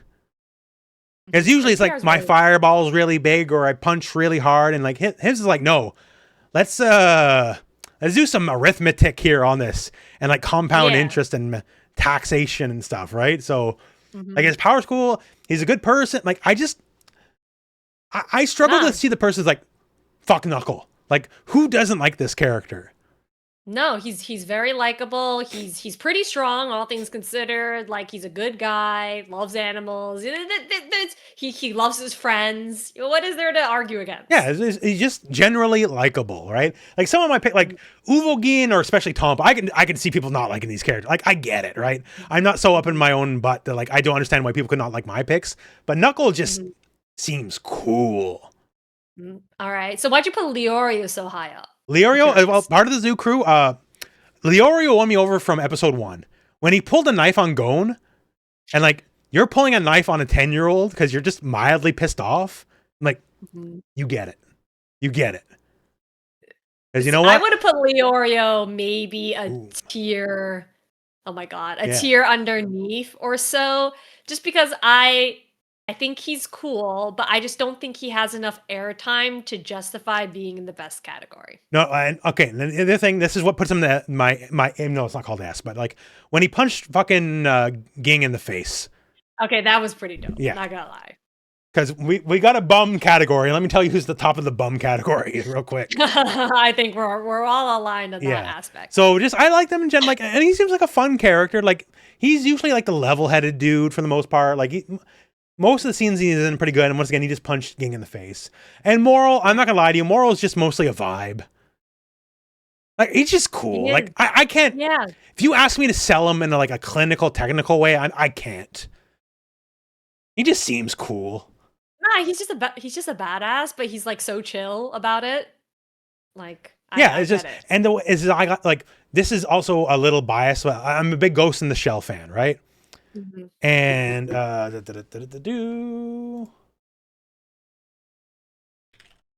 he looks a lot like Bateau from Ghost in the Shell. Ah, okay. I like a lot. Not the hair. I love Ghost in the Shell. I love Bateau. I'm so psyched. There's a new show coming out this year. Like, also English voice actor, but he's Richard Epcar, who is so many of your favorite fighting game characters of all time. Not the least of which he's Raiden from Mortal Kombat. That's fucking sick. In recent times, he's currently Geese Howard for City of the Wolves. Oh, I didn't know that actually. Yeah, that's really. He has a very distinct voice. Also, the major is Mary Elizabeth McGlynn. And when we're at Holiday Met Surrey, I learned she was there. And I'm normally not starstruck, but if anyone was going to make me go and like see something, it would have been her. That's fair. But except the autographs were like, and I'm not saying this is an unfair amount to charge, but like some of the autographs were like $40, $50. And I was like, I'm not about to pay this much to get an autograph. So not on a YouTuber salary, you know? Nah, that's fair. It's fair. Okay. Palm. Okay. So Palm, I liked her initially just cause like, I said initially Junji Ito character, right? Oh, 100%. So I like her creeper vibes of like, well, since I just pulled up the knife just to make the Leorio joke, she's the most knife character of everybody, right? Like, she's like God, I'm sure there's like an archetype or term, like, I love bomb, and then if you leave me, I kill you character, right? Oh, Yandere? Yeah, Yandere, that's it, I think, yeah. And then I had the moment like when she finally like has her inappropriate date with Gon, and then she comes like standard pretty. And then like, oh, your weird straggly goth look was actually 10 times hotter to me. And then like then it made me have just a realization about myself, I guess. That like you have a type? Yeah, I guess I'm like I just actually like that a lot more. like and like she's very traditionally beautiful when she cleaned up, right? But then I'm like, no, actually the messy goth look kind of digged it.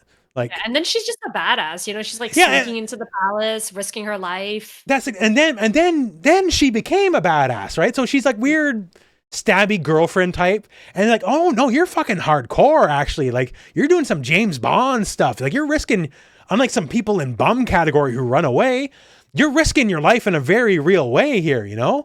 And then turns out her power sets she has two of the coolest powers in the show. So it turns out like as a physical threat, she's like top 5 in the whole show, just in like a punch kick power way. And then she has like true divination and can see people anywhere in the world. Mm-hmm. So she was like a gag character who became serious in a fun way, and then like her power set's really cool and interesting, and she became like just a cool character. Like I kind of love everything about Palm. Like she's just really cool. Yeah, I think no arguments from me. I really like Palm as a character. She's really strong, badass, like really interesting character as well. Not very something typical you'd see in a shonen anime, and she stands out, right? Yeah. So I'm aligned. All right, Pato. Yeah, never Pato. So obviously I had a very warped perception of what this character was to begin with, right? Oh yeah, This was sure. Neko arc to me. And just like, what a new sexy boy, like just all the Neko arc stuff. And of the Royal Guard, like wildly the most interesting of the three Royal Guard characters. Oh yeah, 100%. Yeah, because I like that. Like everyone else, like the other two, Yuppie and Poof. Yuppie and Poof, they're deceptive to a degree. They go off mission to a degree. Never Pato is like wildly the most loyal. Like never going off brand to their own detriment. Yeah, they're the one that truly cares about what the king and the king wants the most. Whereas Poof has his own agenda, and Yuppie kind of has his own agenda too. Like, you know, despite supposedly being 100% loyal to the king, like I think Pato is actually the only one that really fits into that category. And like obviously some of the bigger moments of the show, like killing Kite, the big showdown, like giving Gon his moment, that doesn't happen without that character, right? Right. And then like the power set's really cool because it's like puppeting people, but also for a high level physical threat, I'm not woke, I'm sorry. I'm doing better, folks. But their power set being like a doctor / healing power set is very unique. Yeah, and also their design with like the ball joint like knees. Yeah, like the action figure knees. Mm-hmm. Yeah, just a really interesting character overall. And yeah, I agree. I think Pato is like, rather than the king, I like Pato a lot more as like one of the main villains of this arc. Pato, for someone who was actually there, Pato should have been the villain. Like the moment when the king first hit Pato and didn't kill her, I thought it was a moment where like, oh, Pato's actually way stronger than they think.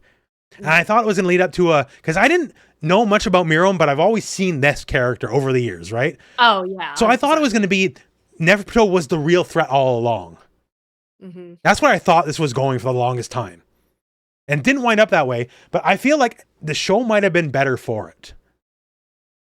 I think they would have had a much more interesting motivation, and like because also like this character developed the most out of the Royal Guards, right? Again, like character development, like this character developed the most out of the Royal Guards, and the king, he went from like really murderous to like, oh, we'll only enslave you or whatever. We'll let you set up your own camp. Yeah, like he didn't. There's no arc there. Like he toned down the rhetoric. He didn't get rid of it, right? Like I mean, he made a friend. Oh my god, we got some ads here. Arc. 72 women are online searching for senior. I'm not that old. Targeted ad.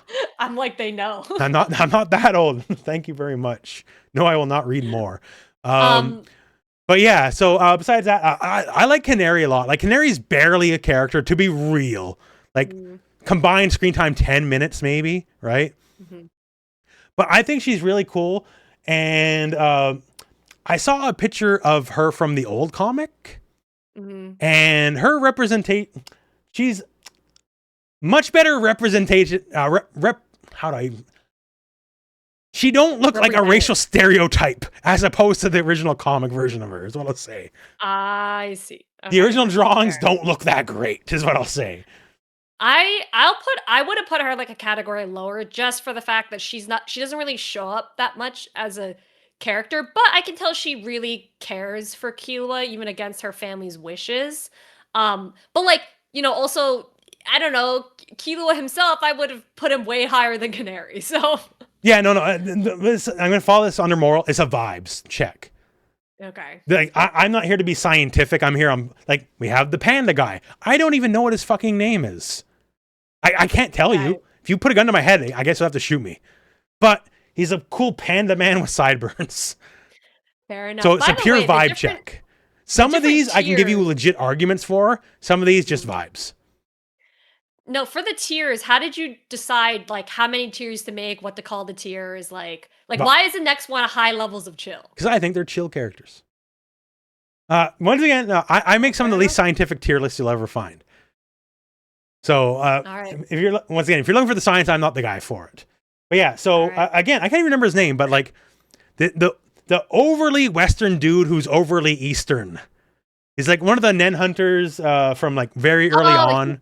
He's the poem guy. Yeah, he's the haiku dude, right? Yeah, haiku dude. But he looks like a biker. But he's like, I'm from the Far East. I'm like, what? Really? What? What Far East are you from? I barely remember this guy, but yeah, I remember he was in the York, New York. Yeah, but he's presented as like the super. Forgive, I know the terminology is not as in parlance these days, but he's like the super Oriental character. But he's looks like a fucking white biker, and like what? Oh, he's a weeb. Yeah, basically.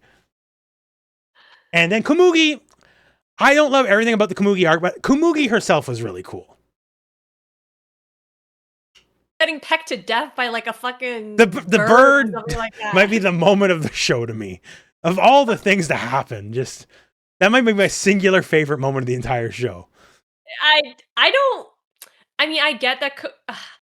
I don't particularly care for her. I think she's like a person to show that I think her personality is very unique in that it needs to be in order to show Miriam's character development. But as a character herself, I don't really think she's interesting in any way.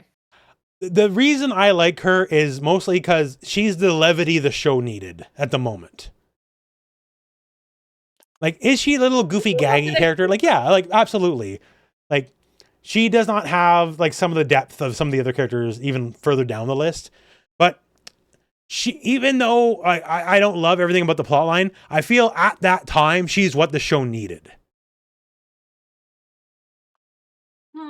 Okay, I mean, fair enough. The Chimera Ant arc was very intense, so maybe that's what the show needed.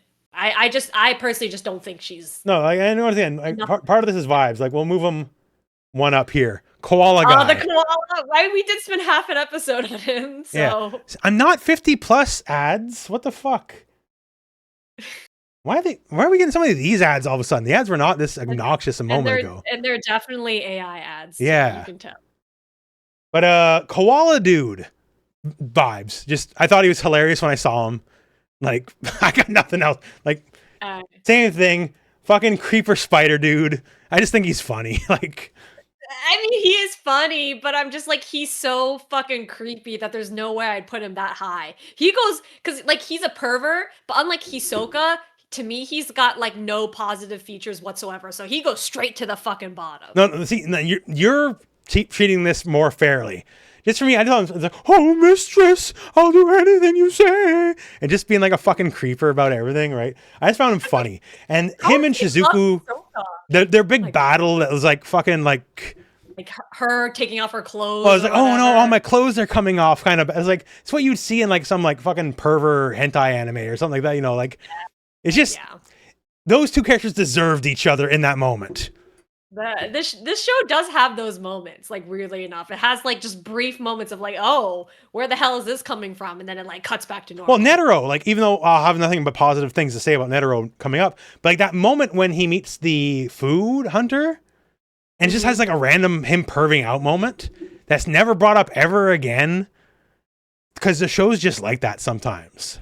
Yeah, it's just like move on, don't think about it. Yeah, but Netero, like as the chairman, good aspirational figure early on. It's like, okay, this is where we need to aim for power level. It was cool that like Gon could like, he couldn't beat him obviously early on, but like he can make him use his other arm or whatever, right? Like, so like here's a power level to look forward to in the future.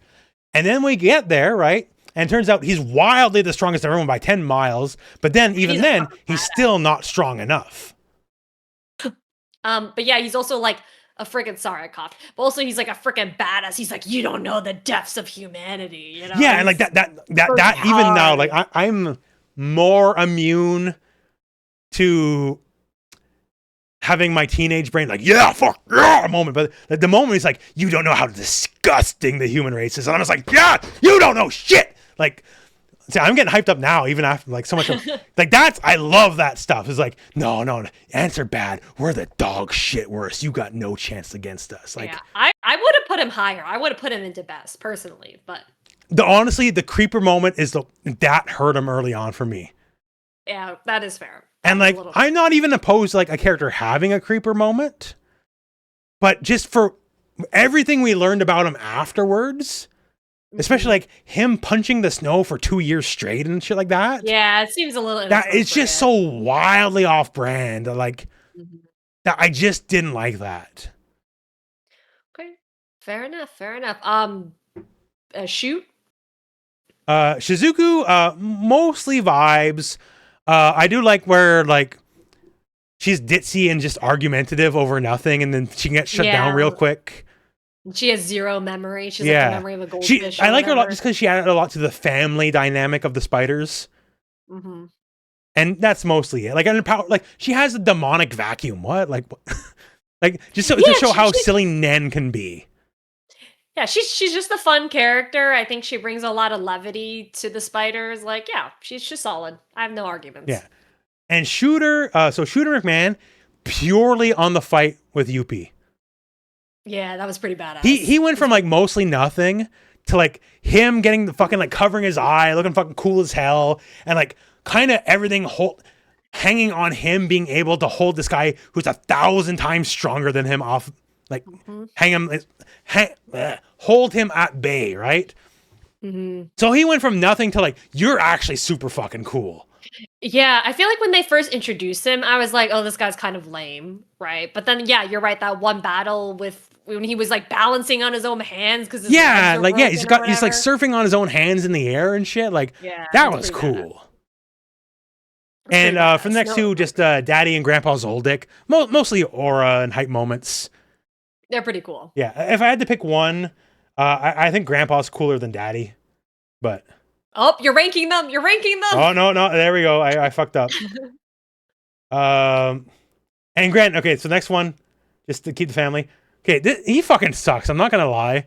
Yeah, I'm like, why is he there? There's just that one moment. I don't know why they did it, but he's just walking down the hallway and it's like his shirt's all unbuttoned and stuff. And he's kind of like doing this like cool guy walk that's completely unearned. He doesn't deserve to do it. But I'm just like, hell yeah, buddy. You strut your stuff. I don't even remember this moment. It's too like, as we've gone through, I will pick up on these moments that no one else will notice and fucking hyper fixate on them, right? To me, he's just like a weird, whiny loser who... He's a loser piece of shit. He's only this high because of that one scene. Like, legitimately. Okay. All right, fair enough. He's above Killua? I'm just like comparing him to the other character above Hisoka. That scene burned in my memory is what I'll say. Oh, okay. I can't agree with that, but all right. And Grandma Butler, just cool. I don't know. I like her. And Melody, like Melody is just nice. Like she doesn't have like a sick moment or whatever, but like.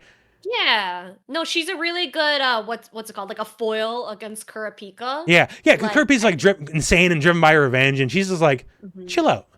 Hang up. You know, like what are we doing here? Like, like how many people in the show are just nice and nothing else?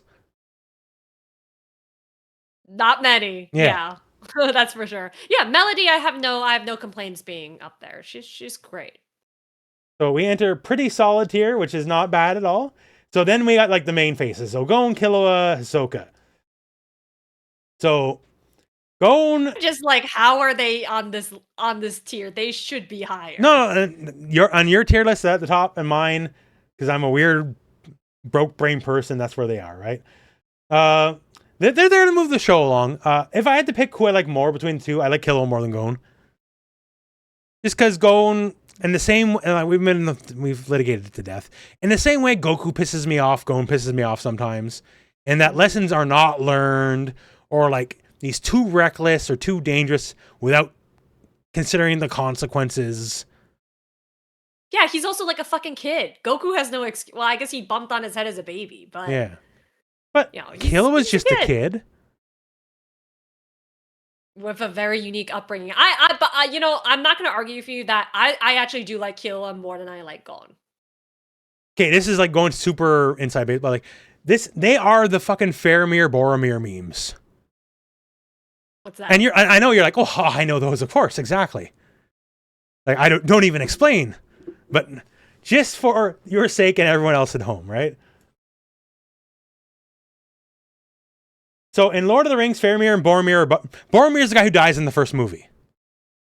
Okay.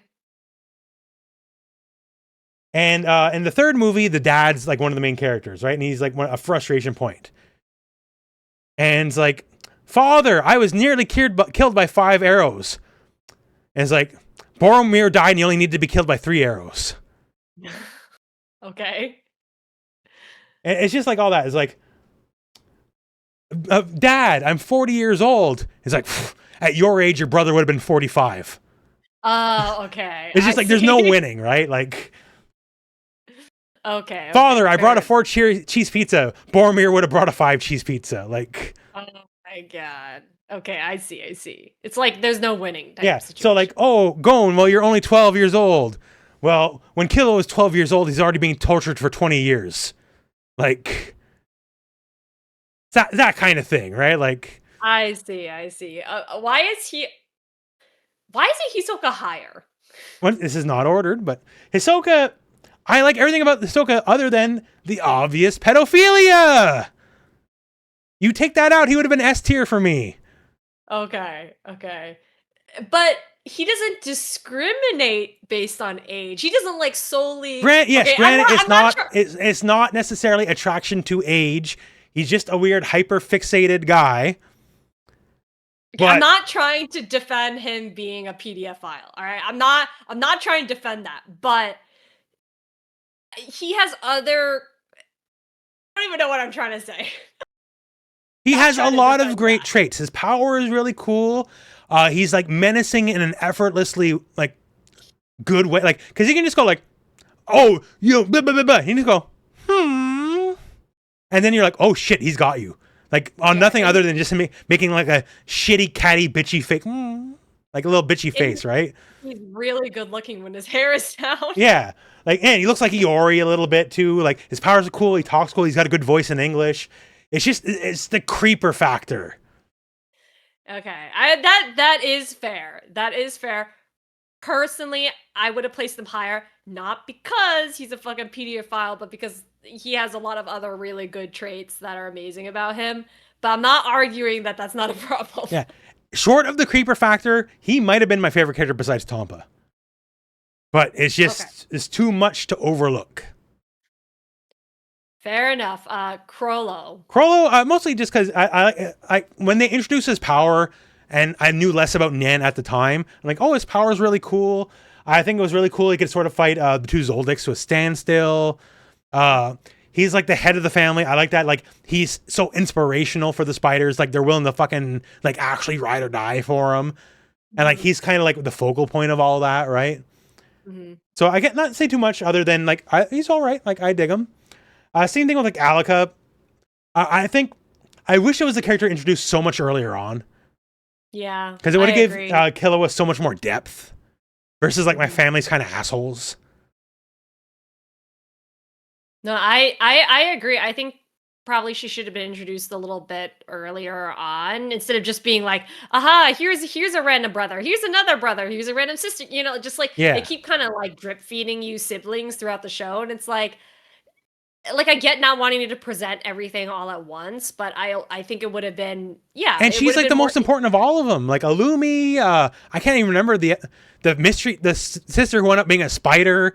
I can't remember her fucking name. Really... Like the most resonance with the character in the plot was Alika. Yeah, Kaluto. That's the other sister's name. As for Hanzo, even though he's barely in the show, like he gave Gon one of his best moments early on. It was like, you know, I'm okay, break my fucking arm. I don't give a shit. Like, let's go. Like, I ain't quitting. And he's like, no, but I'm actually going to do it. And he's like, yeah, I know. Do it already. And it's like, no, but I'm actually going to do it. And it's like, do it. And he's like, okay. Cha. Right? Mm-hmm. And he's another character that, like, given the relative power level of the show, probably was stronger than half the people we saw on the show. Yeah. I'd agree. He was really strong even in the Hunter exam arc, and I'm just surprised they never brought him back after that.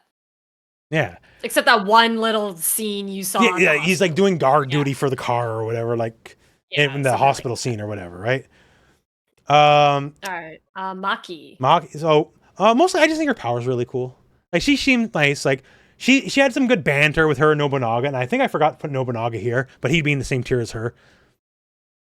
Okay. Just I really actually wish because they had that one scene where like Maki was healing Hisoka. yeah. And I think like Hisoka asked her out for dinner or something like that. I would have really liked to see more of that interaction personally. Yeah, well, I didn't get too much out of it just because, like, I think he was saying that more like he's just trying to fuck with her rather than like any romantic interest or anything like that. Yeah, no, I want to see more of Hisoka, like just fucking around. Well, like that's I think the show should have ended with Hisoka. Like Hisoka should have ended the show as the main villain. And I'm sort yeah, of rather than Illumi, I kind of agree. yeah. Illumi, like the fact that Illumi was above Hisoka in that last arc, like Illumi should have been the sidekick. Mhm. No, I agree. Hisoka is. I mean, I don't know where they are power scale wise, but I'd imagine Hisoka is also. Hisoka's never been presented as any kind of weak, is all I could say. And like they made Mhm. it sound like obviously he wouldn't have been as strong as Mirom or whatever, but he probably could have Mhm. fucked up most of the ants pretty easily too. Yeah, I mean, I agree. Dude just like blew off his arm or whatever without blinking an eye, so he would have Yeah. been pretty up there. And Pakanoda and Sphinx, like I just like the spiders in general. Like all of them are pretty cool. Like I can't say too much other than that. No arguments there. And Poof, Yuppie, or though. not Yuppie, Poof is hyper fucking annoying at points, but that's by design. It's not like Mhm. where Gon, like, it's because I'm a weird asshole that I'm annoyed by Gon, versus you are meant to be annoyed by Poof, right? Oh yeah, he's like so like over the top, and he's just like Oh, got the master! sparkles You know, and like, the rainbows everywhere. Yeah, yeah. he's an annoying character, and he's made to be annoying, and And that's the it gives a bottom good edge, line. because, like, yes, he's like, oh, God, Transformers reference, but he's like, not outward, but he's like the star scream to Meryl's Megatron. And like, yeah, he's here for the cause, but he will fuck him over without him knowing if he can get away with it. Mm-hmm. Because like, hey, Kamugi's really fucking annoying, and I know she's your best friend, all, but I'm gonna try to kill her. Right. He's got like his own set of motivations that Yeah, clearly go against what the king actually wants, yeah. right? But he has his idea of what a king should Well, be, and it's just like it's a good toady character. Like, I know what you want more than you know what you want, right? right, exactly. The arrogance of that, Yeah. right? And we got into okay, and these people are just kind of okay. There's the other butler, I don't remember her name. Bean guy's all right. The food hunter that was fat, Oh, I don't remember that guy. he's all right. Illumi's all right. I feel like Illumi could have been done so much better, but like just I agree. not in the show. Mhm. Yeah, with Illumi, I think like obviously he's like, oh, I care about Killua, blah blah blah, but like very clearly he's like manipulating Killua. I feel Mhm. like they should have shown him more as like a good big brother, and I think that would have made that contrast between like him trying to control him and also love him at Yeah, the if same like time. if he was like a More- monster piece of shit, but just if he was more like his dad, because obviously his dad to a degree is not a good person, right? Mhm. But like his dad's a family man first, Right. you know, and that's one of Yeah. the interesting things about the two adult Zoldycks is they're family oriented, and yeah, they're bad Right. people, but it's family first, and like versus Illumi, you don't even get that dynamic. No, Lumi's just like, I want what I want. And like, you don't see him being a good brother. And so it's like with Killua, I'm like, okay, well, if they actually had some sort of relationship beyond just like Illumi being weird and creepy, like, I feel like it would have made that relationship more dramatic, Yeah. so to speak, or more interesting. But just the way it was conducted is it's like very one-sided of him just trying to control Killua. And if it wasn't his brother, like, I mean, like I wouldn't know that they were related at all. If that makes Exactly. Yeah, sense. yeah. Just it feels like a swing and a miss. They could have done so much more with him. Mhm. I can't remember the name of the chameleon guy, but Meliorio. Melioraum, yeah. So he's okay.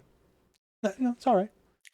I think he could have gone up a little bit higher just because he is sticking his neck out for the zoo crew. Yeah. Also, see, this is where I start forgetting names, right? That's why they're just okay. The little kid that was learning Nen with him. Zushi, right? Baby Ryu, right? I think that's what I called him originally. Baby Ryu. So he's okay. Yeah, he's right. Agreed. Yeah. Dog face woman. All right, I guess. She's not outright a bum. Lower. She's kind of annoying. Oh, okay. She's not a bum. I agree. There's no tier lower than Bum's the lowest tier. All right. She's not a bum, but she's annoying. Agreed. That weird insect guy. Sure. Yeah. We got a couple of the spiders here just because, like, dude with the lobe ear. Actually, no, that's Shalnark should be a tier above. Yeah, Shalnark's solid. Yeah, I don't know why I put him there. Shalnark's definitely in the tier above with, like, Pakanoda and all that. I don't remember his name. So I don't remember either. And him, like, he's a star of the one episode, right? But I just found him kind of annoying of all of them. Oh, okay, interesting. I like Phaeton. I feel like he's he's a powerful character. He cares about his comrade. I would have put him next to fucking Pakanoda. Like, well, he's just a little moody. Like, Pakanoda stuck her neck out for the family, right? She was taking risks. Mm-hmm. So I don't know. Phaeton just And like that butler guy with the coins, he's okay. He's okay. Yeah, he's fine. Ganthru, probably the weakest villain in the show, but he's okay, I guess. He's there. Kite, it's okay. I think some people might fight me on Kite, but I think that's fair. But Kite, I think if he had more time in the show, would have definitely been up at least a few tiers. I personally would have put him in the solid. Just because, like, I think he's a solid character. He's, like, telling Gon about, like, where his dad is and kind of giving him guidance. And he's, like, the main reason for Gon's motivation. Yeah. Like, I think it's one of those deals where, like, if I did read the comic, I'd probably get a lot more out of him. I can only go as I'm presented, but... Yeah, and he, like, saves Gon from, like, a bear when he's a kid. I would have definitely put him up one. But, it's fine. Yeah. Ant Queen. She's okay. She's not much of a character. So, now we have Stripper Ant. And we have two stripper ants. The other one's in the tier below. I'm giving her the tier above simply because they gave her the other episode to, like, establish herself. Like, I'm going to go rogue and become my own queen. Right. And then she fights against the spiders. So at least that's a little more interesting. Okay, fair enough. Yeah. Versus the other one who's on our final tier, which is straight. Yeah, bum. Stripper Bunny. So Ging is King Bum. Yeah. I don't think you're supposed to like him. Who is nominally the crux of the plot of the show, right? Is to meet this guy. And from the outside, I'm like, this guy fucking sucks. And then we finally meet him 148 episodes later. Like, yeah, he kind of fucking sucks. Yeah. Okay, agreed. The wolf got God, fuck him. Oh my God. I don't care what.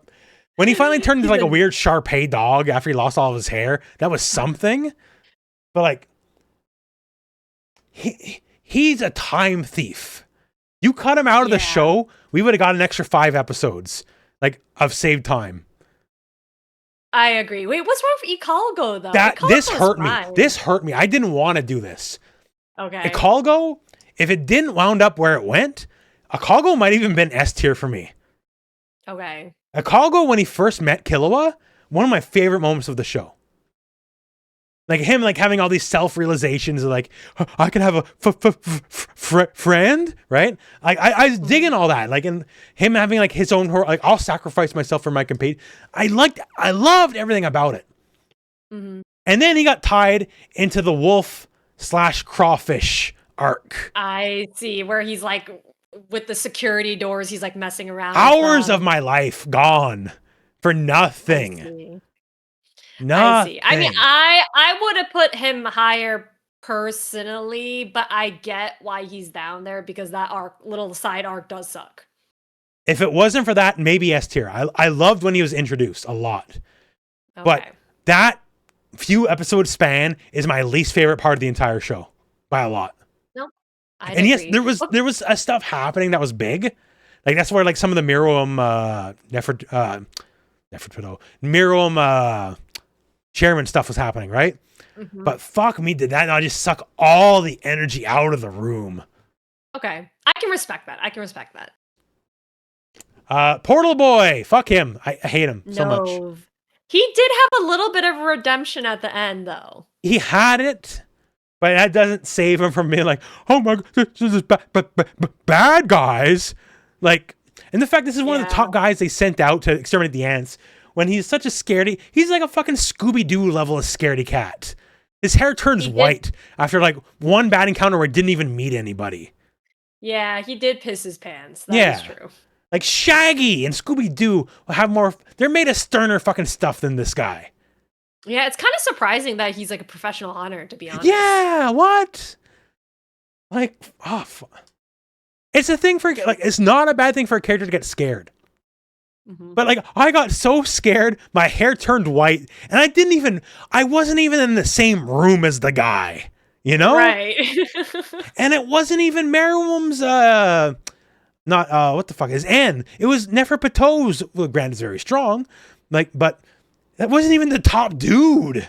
You know? Yeah. Meanwhile, Palm's over there fucking taking it. Yeah, that's why Palm's S tier, because Palm's a motherfucker.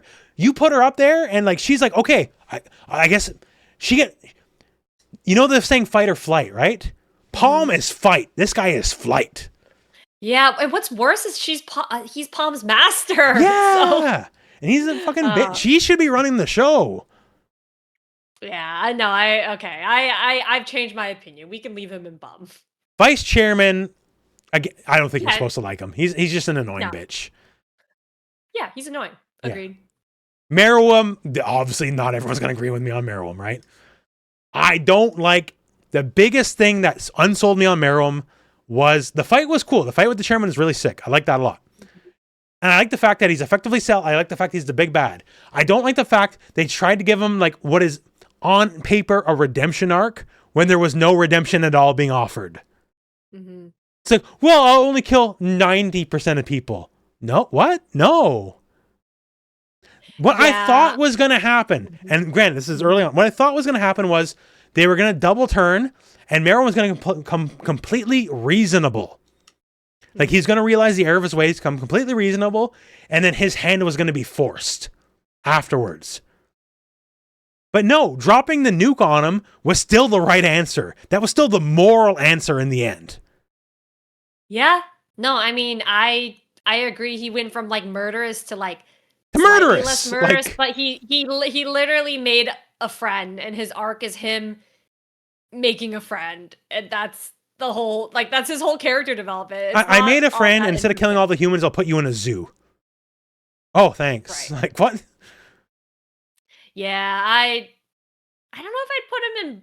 We just spent so much time with him that I feel like he should be a little bit higher, personally, but granted, your list is going to be more. Your list is both going to be more fair and more accurate than mine. Okay. I'm here to say your list is better than mine. Okay, because like if we're comparing Genthru to Miriam, like Miriam's still more interesting than Genthru, so I would have put him in okay. Yeah, but Genthru didn't let me down like Miriam let me down. Is the thing. Okay, all right, fair enough. I had expectations of Miriam that were not only not met, they were dashed against the fucking rocks, against the storm. You know, like could not have. Just everything I thought, it just didn't happen. Like, granted, it's not as deep as Food Hunter. Food Hunter, fuck her. What did she do? She was gonna fail everyone over being a fucking crybaby. Oh yeah, because she didn't like anyone's like dish or whatever. Yeah, right? And like what? If we're sitting here like extra governmental agents that are normally there to save the world, and it's like, well, you don't make my mac and cheese the way I like it, so you're failed, even though you could save the world. Gon, who killed Neferpatow, was gonna be failed because his food wasn't good enough. She obviously should not be put in the job as an educator. Okay, that's fair. And remember the fucking really not qualified. The spider eggs? Yeah. How many people she got killed? You know, like you're a danger. You're a fucking menace. I mean, to be fair, her job is to weed the candidates out. So like the egg thing doesn't bother me. Not in such a murderous way. Like Grant, like I'm not saying there should not be some level of danger. Mm-hmm. But like, other than like when they led the people through the fog, more people died there than anywhere else. They could have put some nets at the bottom or something, I guess. Like it was like a fucked up Mr. Beast game. Like, yeah, no, he had like I've heard stories about like what he did on his like fake Squid Game set or whatever. Well, he's making news. I don't know. The one that just came out is like, if you throw out your teammates under the bus for $1 million right now, like, oh, you'll get $1 million right now if you just throw them all under the bus right now. The guy's like, yes, and then everyone's like, it's like, who wouldn't? What? Like one was like, I don't respect you anymore. Like fuck your respect. I'm a millionaire. Like, so I don't know. But that says something about the human condition, right? Oh, that's fair. Oh, Rabbit Stripper, deservedly down on bum status. Like both the strippers are at the bottom, but at least she got the other episode to like have a good fight about it. Right. And I forget how the Rabbit Stripper dies, but I remember it was pretty pathetic too. It was, yeah, just like Killua chumps him, doesn't he? Oh yeah, with his yo-yos or something like that. Yeah, he just chumps him with the yo-yo. Like it's not even like some grand thing.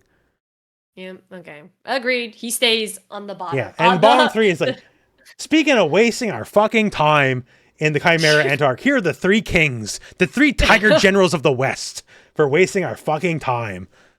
Yeah. Wait, what? Okay, why is it the wolf dog? Oh, okay, never mind. He is up here. For a moment, I thought the wolf dog dude was not in bum status. Yeah, this is not tiered, so I can't. I can have them there. If I can have them all beside each other, yeah.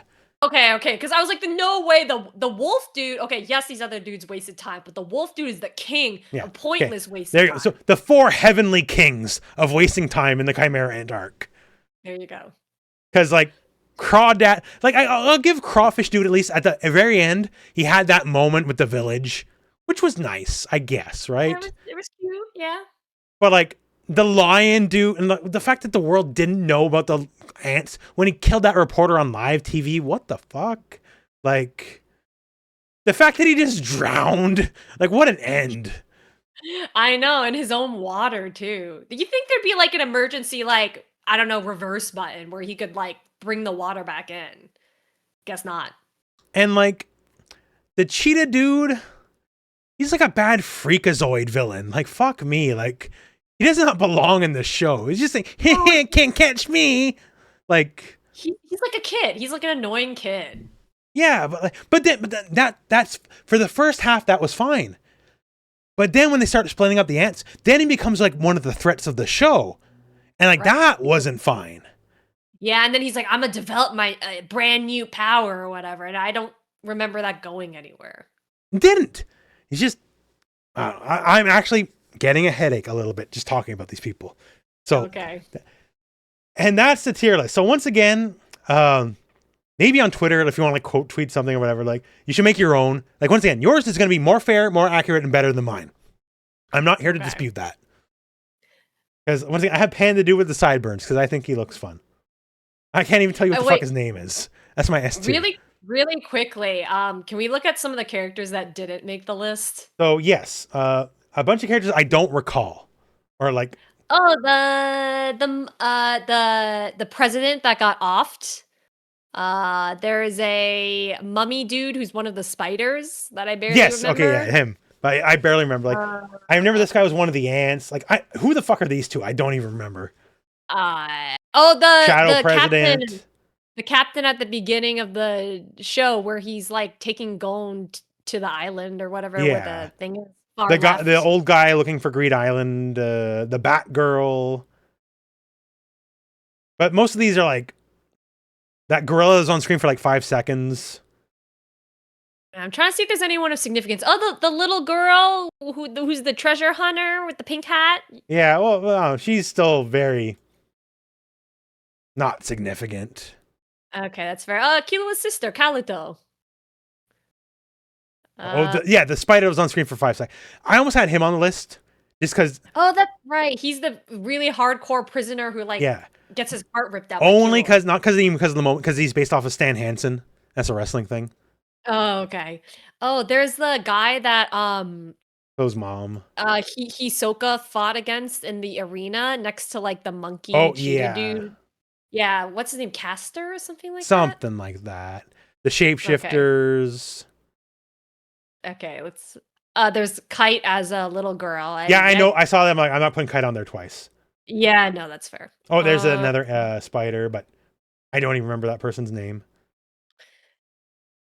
Oh, the zombie dude that was playing dead. He was all right. Actually, I liked him. Or the girl that made me hate Leorio for that episode. Oh yeah, the wow Yeah. sound effects. Wow. Like, I don't even remember Yeah. any of these fucking people at all. Like, No, I don't. Yep. Keep scrolling. this is one of the chairman people that was like getting Oh, voted there's for. Yuppie. Oh, did I miss Yuppie? Oh yeah, okay. Yuppie would be with Definitely. Poof on the list. Okay. All right. Fair enough.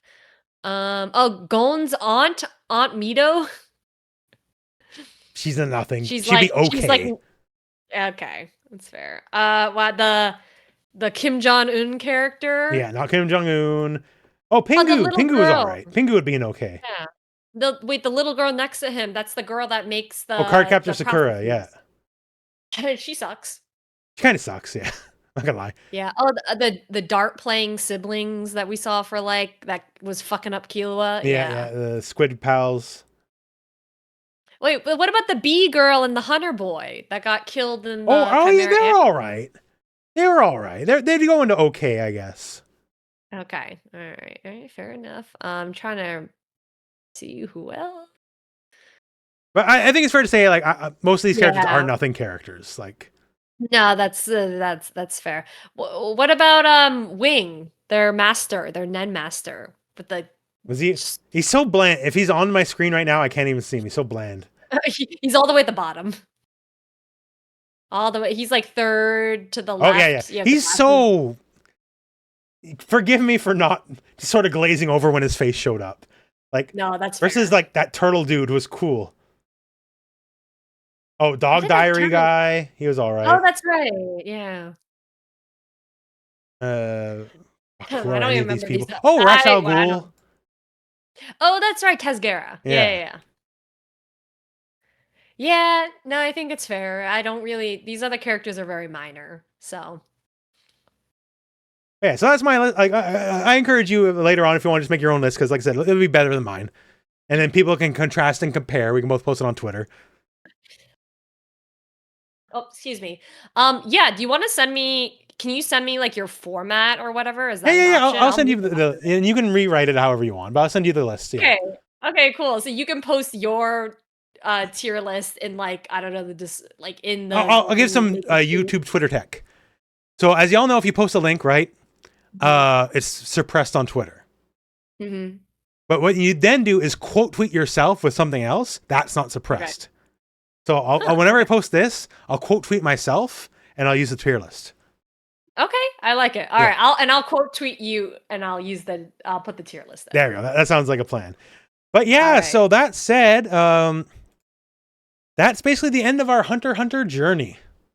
So yeah, it's crazy to think about. Thank you for this crazy, strange journey that took us. Like I knew on paper this would take XYZ long, right? But like knowing it and living it are two very different things.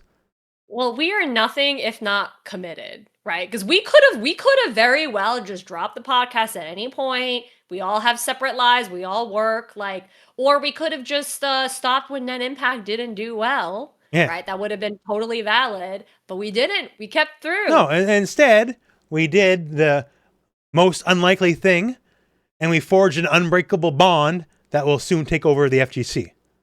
That's right. That's right.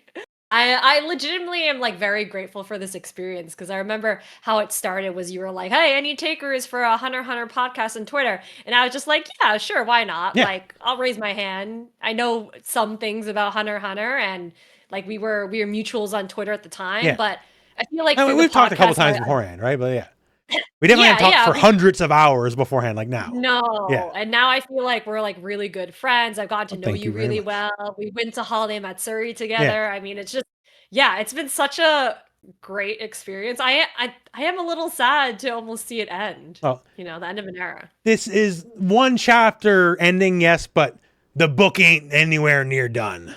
That's right. New chapter opens after this. Exactly. But yeah, just extremely grateful for like your patience and setting everything up, like putting together this podcast, all this OBS, like all these overlays, all the editing. That is all Rooflemonger. I'm not involved in any of this. So Oh. this podcast is only able to be here because of the work that you are doing on your end. To be fair, I think I mentioned this before.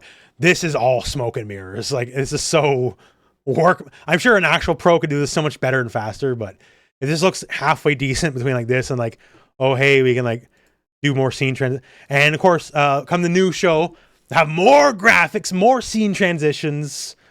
Like, we'll figure it out. But yeah, that's in the future.